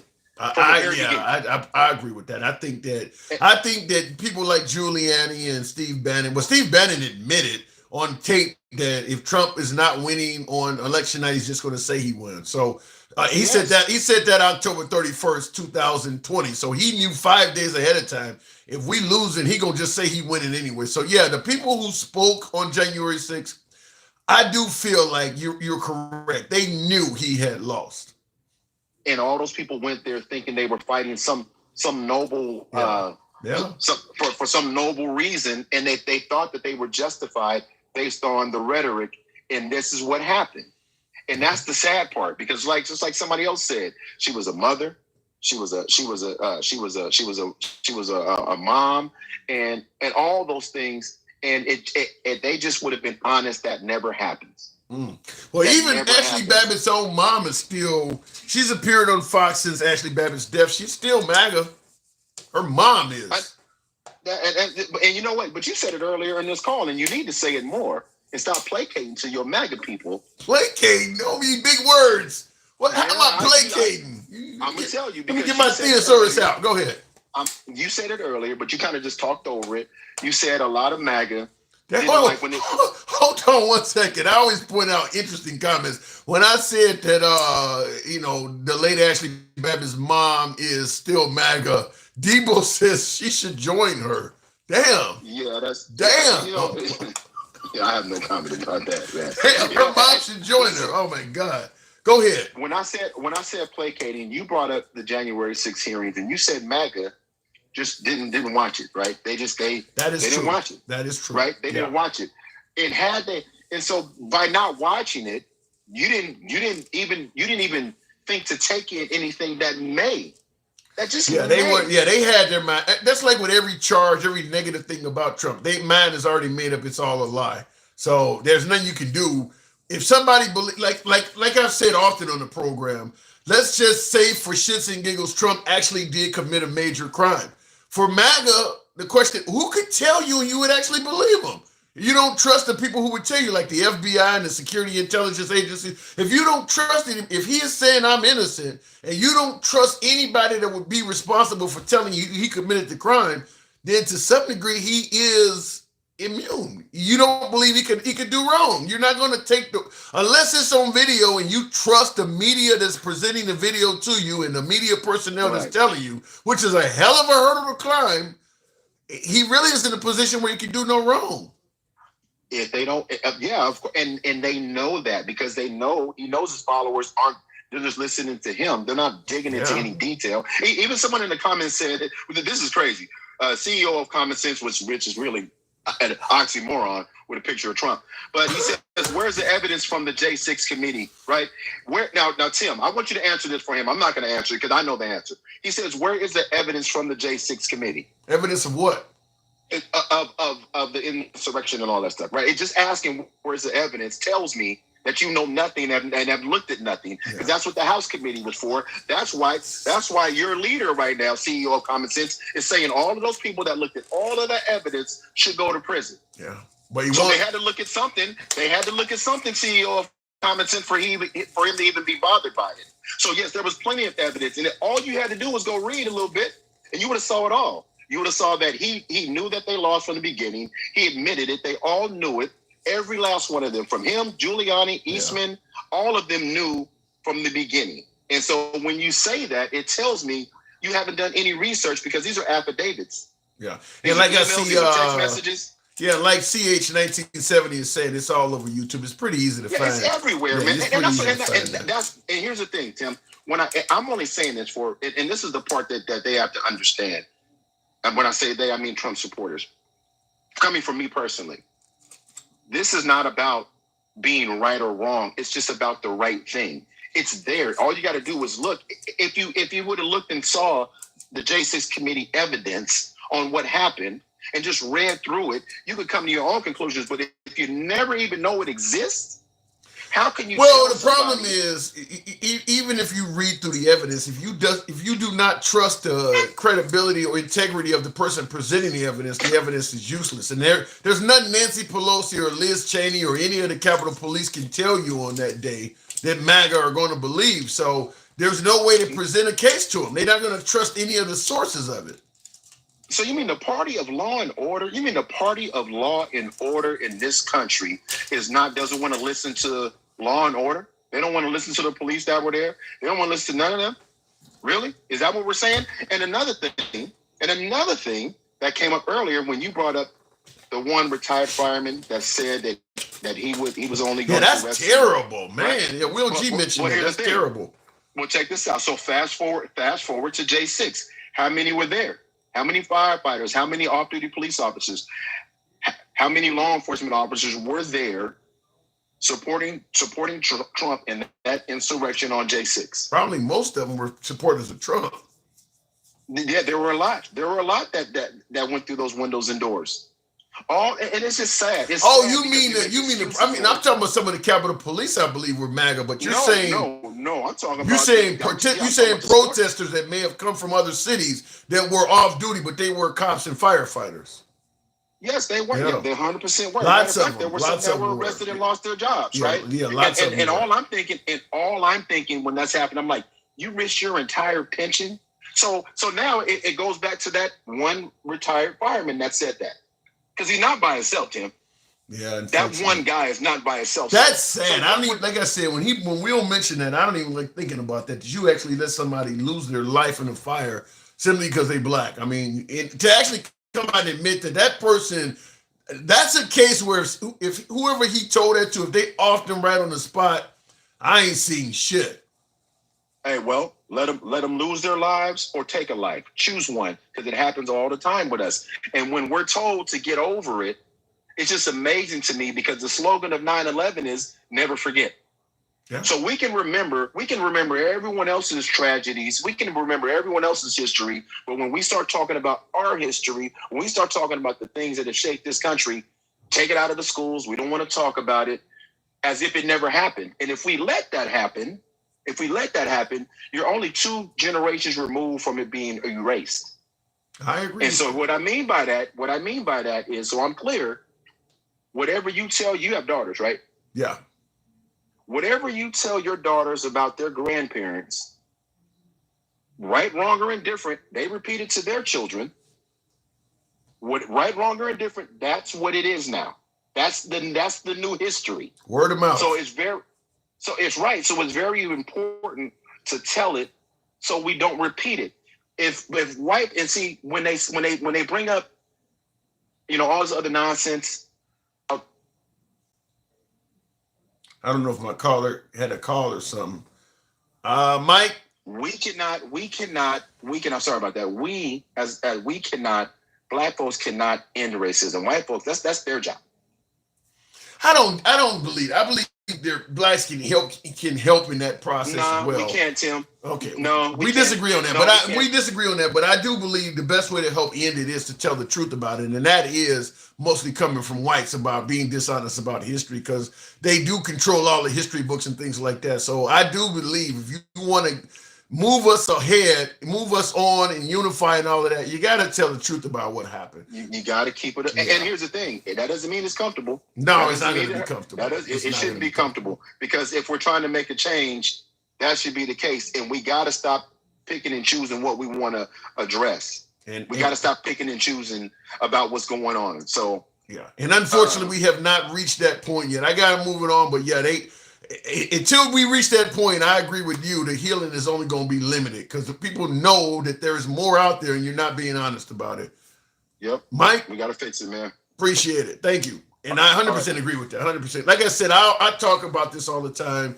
Civil War had nothing to do with slavery, or the party switch didn't happen, or the Confederate flags about pride and heritage.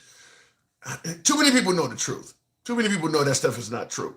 So, I mean, you're literally telling, when people are saying that kind of stuff, you're literally telling people, just like when, okay, here's a good example, because I'm going to say this from my MAGA side of the aisle.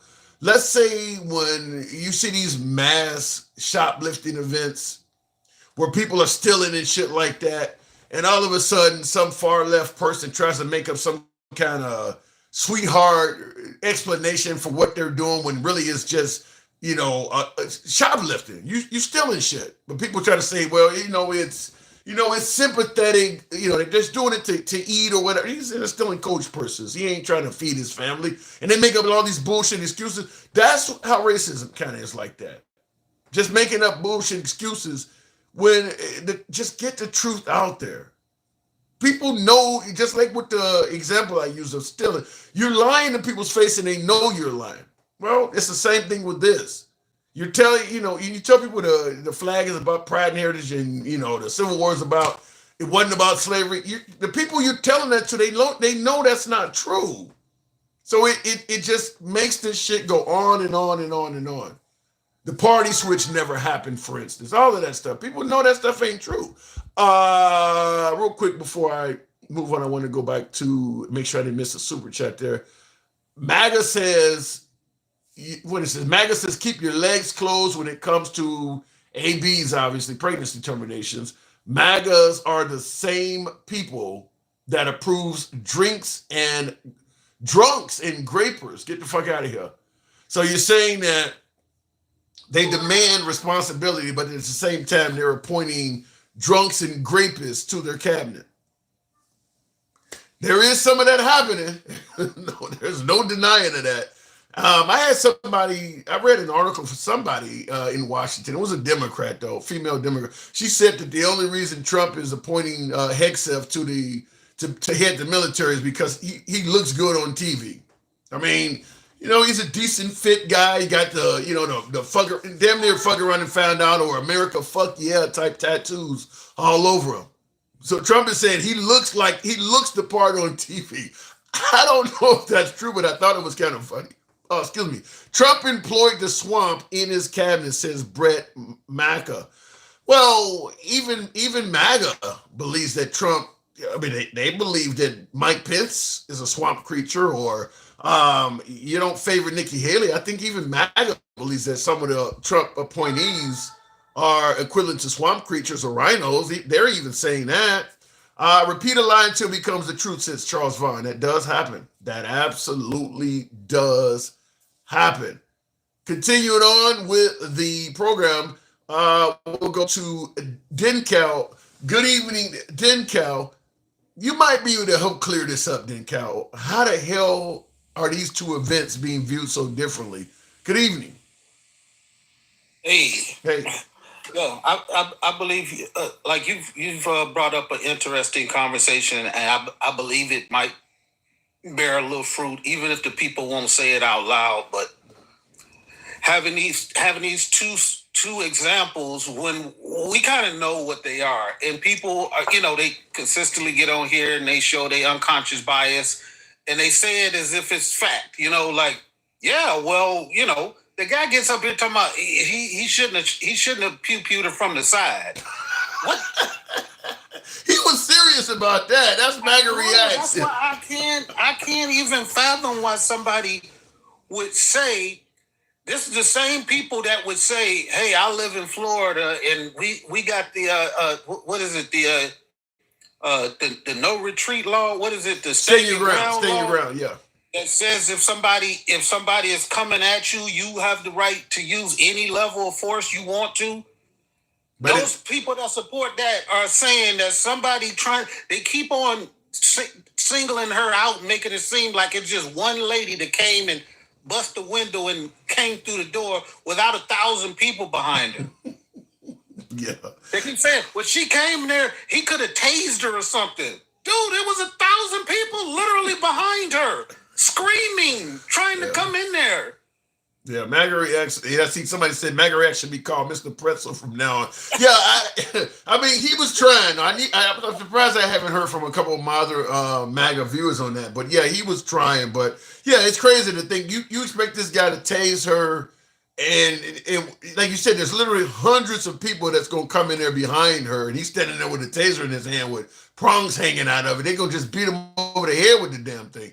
I don't understand, as you point out, and as one of my viewers talked about how blacks don't, they don't comply when the police pull them over and all of that. But she was doing anything but complying, and they're so sympathetic toward her. I don't understand it. One good thing to ask yourself in this situation: had he cowered in the corner and let her and 100 people come in there, and they would have got hold of 10 of the senators or whatever and did something to him, what do you think they would have said about that guy then? Wait, say that again. If he had cowered in the corner and what? If he had cowered in the corner and he just let her and then 100 other people came through there, they got dereliction of duty. Yeah. They would have got hold of all of them senators, hit them with them zip ties, and put them on display for the whole world to see, and then we would have found out this guy was cowered in the corner. Yeah, it would have looked bad to his superiors, and MAGA would have made all kinds of jokes about how much of a pussy he was. Right. Yeah. Exactly. Yeah. So he was in a no-win situation. So he did what his training said to do. He was by himself in a place that I don't know if he was designated by somebody else or he designated himself that he was going to protect that entrance. Did you see the video of the African American cop that was running up the steps? He had like an asthma or a billy club thing. He also could have popped. Because they were chasing him up the steps. He could have let loose on them, and a lot of people at the time were saying, "Well, why is he letting them? Why is he letting them?" So these cops were in no-win situations. Right. I think both of them did the best, with what they had to work with. This guy was by himself.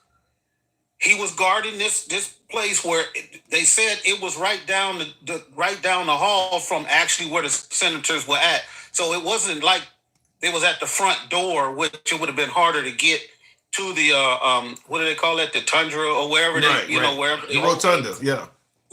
So if in his mind, I have to put myself in his situation. He had to be thinking, if I let these people through, and he got the walkie-talkie, he's hearing them saying, "Oh my God, we've been overrun. They're taking over. They're coming in this door. We got to fall back." He's probably saying to himself, I'm about to do my damn job and I'm about to protect the servant. If anybody come through that window, they about to catch one. And he was justified. Yeah, and I've said that earlier in the live that I don't care if it's a bank robber or if it's a cop. If somebody is pointing a pistol at you and they're yelling instructions at you, if you don't follow those instructions, there's a really good chance you're going to get shot. I mean, it's as simple as that. Actually, Babbitt was looking at the fact that this guy had a gun in his hand and she was totally ignoring that. That's fuck around and find out. I mean, that's like literally the definition of fuck around and find out. Somebody is aiming a gun at you, telling you to do shit, and you're ignoring that. And this is something that, look, people think that black people want. We want more rights and more, more equality than anybody else. But I'm just saying, look, if that's gonna be the standard, make it the standard for everybody. Don't make Ashley Babbitt the exception to you just need to comply standard. Don't make her the exception.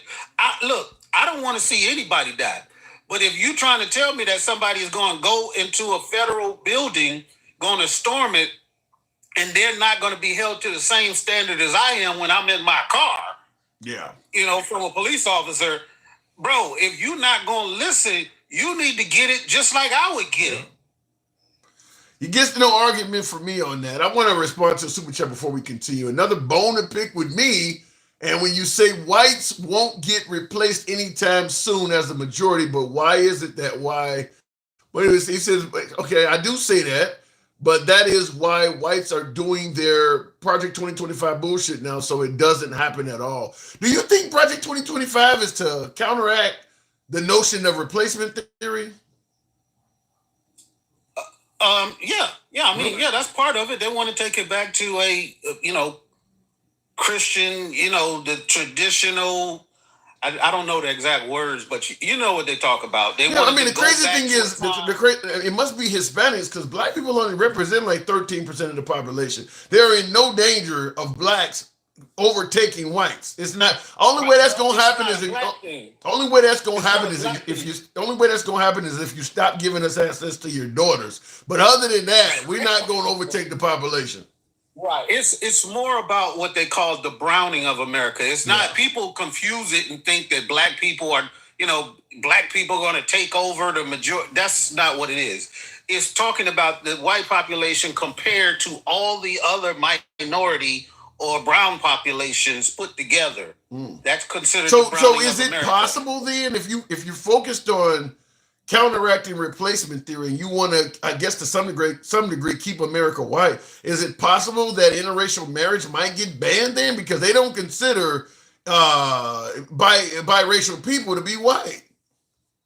No, I don't think, I think there might be some people on the fringe that think like that, but I think that ship has failed. I think they're going to, their attempt to slow down the browning of America is based mostly now in getting the Hispanic people out of here. Well, they are the second. They are the second biggest group, so they are the closest competition. Right, and we've been at 13% for about 30, 40 years now, and so we're kind of holding steady. The Hispanics are the ones that are threatening them, but now we've seen through the rhetoric and everything that's been said. Now they've got them kind of on their side. The Hispanic people want to assimilate to the white side instead of to the minority side. Yeah. Now, listen to this, though. Now, Time on my side says I'm multiracial, yet there hasn't been one person that would call me black. Now, is that normal? Well, it would depend on what their features are, what they look like. There are a lot of races that are considered white passing. Hey, look at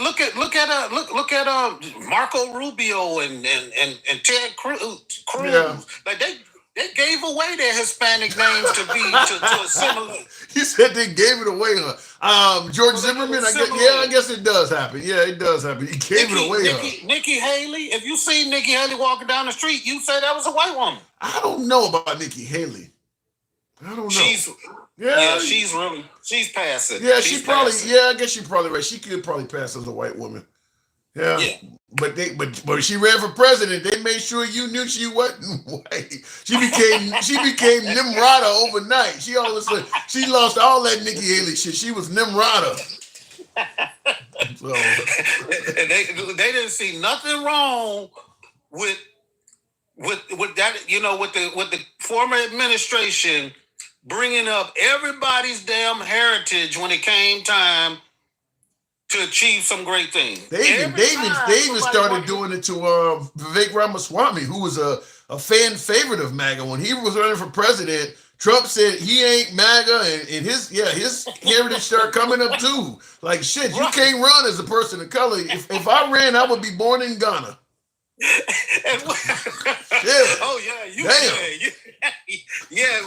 the AI, you come out with a bone in your nose. Oh yeah, I would be looking like the 1980s wrestler Kamala with the bone on his.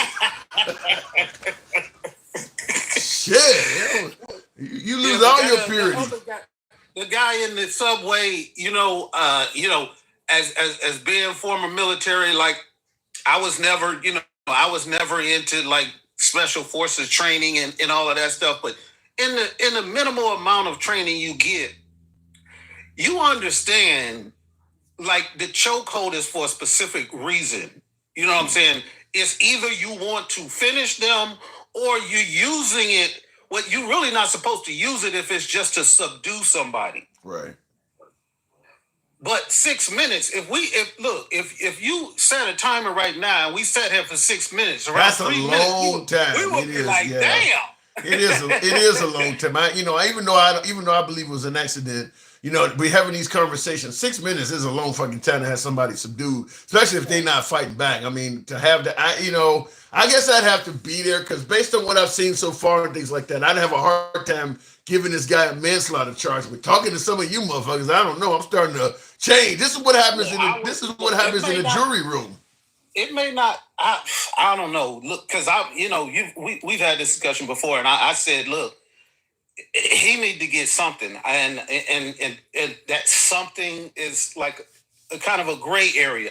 But I say at least attempt to do great bodily harm. I mean, that's going to probably get you about 2 to 5, and I say 18 months in jail for taking somebody's life. I think here's my take on it. Here's my take.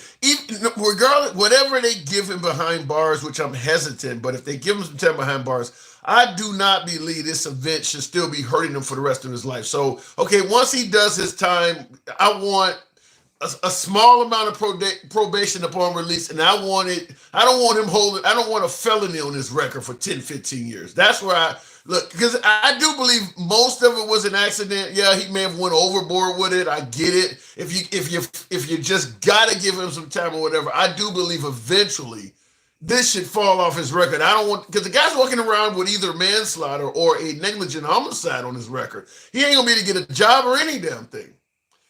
Listen, we got, how many black felons we got walking around right now that got felons on their record? Negligent homicide, though, didn't count? Well, no, not negligent homicide. I'm saying, like I said, intent to do great bodily harm. There are degrees lesser than negligent homicide. Okay. Well, that's what they charge them with. We also got people that's running around that got, attempted unalivings. Yeah, but it's hard, man. It's real hard to get. They got a list of jobs you can get that honor felons and it's hard. They honor. There are companies that will hire felons, but even the companies that hire felons, there are certain felonies. I mean, it's the difference if you got a intent, possession with intent to distribute versus murder on your rap. The felon, it depends on the type of felony. Some of them companies that will hire felons are not looking to hire murderers or child molesters. It depends on what the felony is. Yeah. I know because I'm self-aware, and I know that some of that might be my unconscious bias by saying all of the foul stuff that happened to me, my friends, people around the country as a black man, and we don't get the same indifference. I can't argue with that. We don't get the same indifference. So when we saying, man, he should deserve a second chance, man, he should. Do you know how many families, how many generations have been destroyed over the rules and laws that we have to abide by? And we got to say it when we get to a point where we can verbalize this stuff. We got to say, yeah, we should have the same type of empathy and understanding when they make mistakes in life. What did Michelle Obama say when they go low? Hey, it's good in theory. It's good in theory. What about what about this one? And this is Forever CT. This is kind of comical, but he says at least try to tap out. So that Jordan Neely should have tried to tap out when he was getting choked.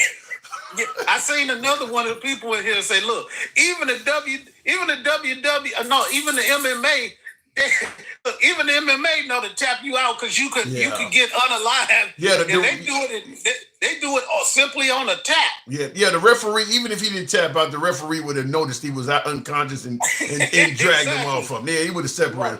All right, I can't disagree. Appreciate it, then, Cal. You know what I got to do. All right, man. Good talk. Always a pleasure. All right, moving on with the program. By the way, tap the screen, folks. Get your boy on up to about 60,000. Hell, the incoming president has felonies. Yeah, he does. And my guess is by the time Trump leaves office, them felonies are going to be gone. Now that Trump has won re-election, I'm not sure that Letitia James or E. Jean Carroll going to get their money. I mean, the man got too much power. And you got half of the country that believes that you should not be held accountable for anything to some degree. I'd be curious to see if E. Jean Carroll or Letitia James get any of that money. I'd be real curious to see that because MAGA don't believe any of that stuff happened. You know, he didn't sexually assault nobody. You know, who cares if he evaluated and devaluated properties? That was a witch hunt. I mean, my guess is they may have a hard time getting any of their money. We'll see, though. MMA is pro and a ref has to stop it because again adrenaline. Now, well, I think even in an MMA match though, if the referee is sleeping on it, I've seen, in fact, because he's saying that, you know, mixed martial arts are like the UFC, that's all professional. And even in that case, the referee has to stop the chokeholds because the adrenaline of the fighter would also lead them to have somebody in a chokehold for 6 minutes. I don't know if I totally agree with that because I have actually seen fighters notify the referee, dude is out. You know, if you got a referee that's slipping on the job, because the fighters don't want to kill each other either. I've actually seen fighters stop doing things that the referee would have allowed them to do because they knew this fighter is no longer in it, dude. You know, you need to call. I got to hold him, but you need to call him because he ain't awake no more. I've actually seen fighters do this, so I don't know about that one. Time is on my side. It's always on us to unify everyone, but everyone else can do bad all by themselves. That's what my last caller was saying. I hate to. I don't want to agree with that, but I have to agree with that. It is sometimes like that. It really is. I mean, that's kind of what Martin Luther King critics were saying. The likes of Malcolm X and some of those folks were saying that, you know, why should we be nonviolent? We're actually protesting and addressing violent treatment. That's why Malcolm X was like, fix this by any means necessary. You know, all this turn the other cheek shit. They're sicking dogs and stuff on us. They're killing and hanging people. Why should we be known? So some people do have that mindset. I do see what you said, Will G. You said Project 2025, it'll be majority Hispanic. I agree with that. I would not want to be a Hispanic over the next 4 years, legal or illegal. Especially if you really look Hispanic, I would not want to be one of those in the next 4 years. I would certainly be trying to head north. I would be looking to go to liberal cities where at least some people are going to be somewhat defensive of your position. Like, for instance, stopping and frisking people and demanding paperwork, even if it's an American. The liberal city is going to fight against that. But if you're in the South, hey, we just trying to secure the border. Yeah, you got stopped. You ain't hurt. I mean, you're going to get shit like that. Yeah, you got stopped. You ain't hurt. He just trying to do his job. So if I'm Hispanic and I really look Hispanic, yeah, I'm trying to head north. I'm trying to head to one of those cities where at least the mayor gives a damn about my rights. So I'm not a fan of that one. You were lying about liberal cities being against that. New York was stopping. Liberal city. Yeah, that was happening under Giuliani though. When stop and frisk was in New York, no reply. It wasn't a liberal city. Rudolph Giuliani was doing that shit. So you're saying I was lying about liberal cities being against stop and frisk? No, the liberal mayors are not fans of stop and frisk. Rudolph Giuliani was the mayor of New York when they were doing that. It wasn't a liberal city at that time.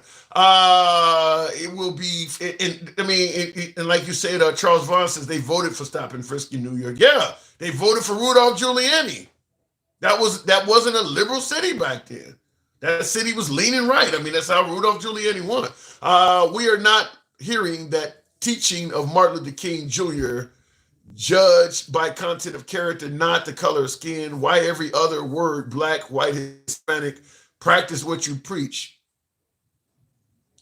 We are not hearing that teaching of Martin. No, I don't think we ever adhered to that. I don't think there's ever been a time in this country where people were judged by the content of their character as opposed to the color of their skin. I think even if you let's say you're applying for a gig, I think we all can agree that certain names can cost you a job. I always use the name LaQuisha, for instance. That's a bad name to have on a resume. It just is. Certainly if you're applying for a job in a diverse environment or an environment that is not really, doesn't really feature minorities. Certain names, it's not going, not to say you can't get the job, because I mean, obviously Barack Obama became president with that name, but it's not in your best interest to have a non-English sounding name. You can still succeed without it. I'm not saying it is a complete hindrance, but yeah, if you just have a regular name like Ron or Kevin, it definitely is better than having, you know, an Afrocentric or cultural sounding name. There are people out there that don't like that. Now, I see in the comments, Delta says, no, it's not. It's really not true. I mean, it really isn't. You don't, like I said, LaQuisha on a resume, there are places that alone will start the judgment going out towards you, even though you don't have a damn thing to do with why your mom picked that name. Nothing to do with that at all. That is something that happened before you were born. But it can hurt you. It can hurt you. Republicans, George Pataki was governor with Mayor Rudolph. Rudy, that's how you know Republican politics was bullshit in New York. Yeah, it was a Republican state. That's the point. Yeah, I agree with you, Will. It wasn't liberal back then.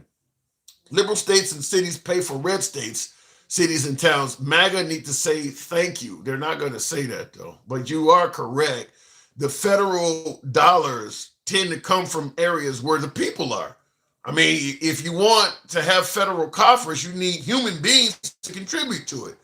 That's where your federal tax dollars go. Well, most of that money is coming from where the people are located, which is liberal cities. So yeah, I agree with that 100%. Like Alabama and Mississippi and all of them states on the Gulf, with maybe the exception of Florida and Texas. Them other states, when they have hurricanes and natural disasters, they don't have enough money to take care of their people. That's why the people in those states are dirt poor. In fact, most of the poverty in America is in red states. You hear about crime in liberal cities. Poverty is in Republican states. Poverty is in red states. I have Trump OT something on my tree. You have Trump something kind of some mints. I don't know what that's saying there. Let me continue on with the program though. Thank you folks that are tapping the screen. Hoping it gets to 60,000. Hoping it gets 60,000. Maybe not this time.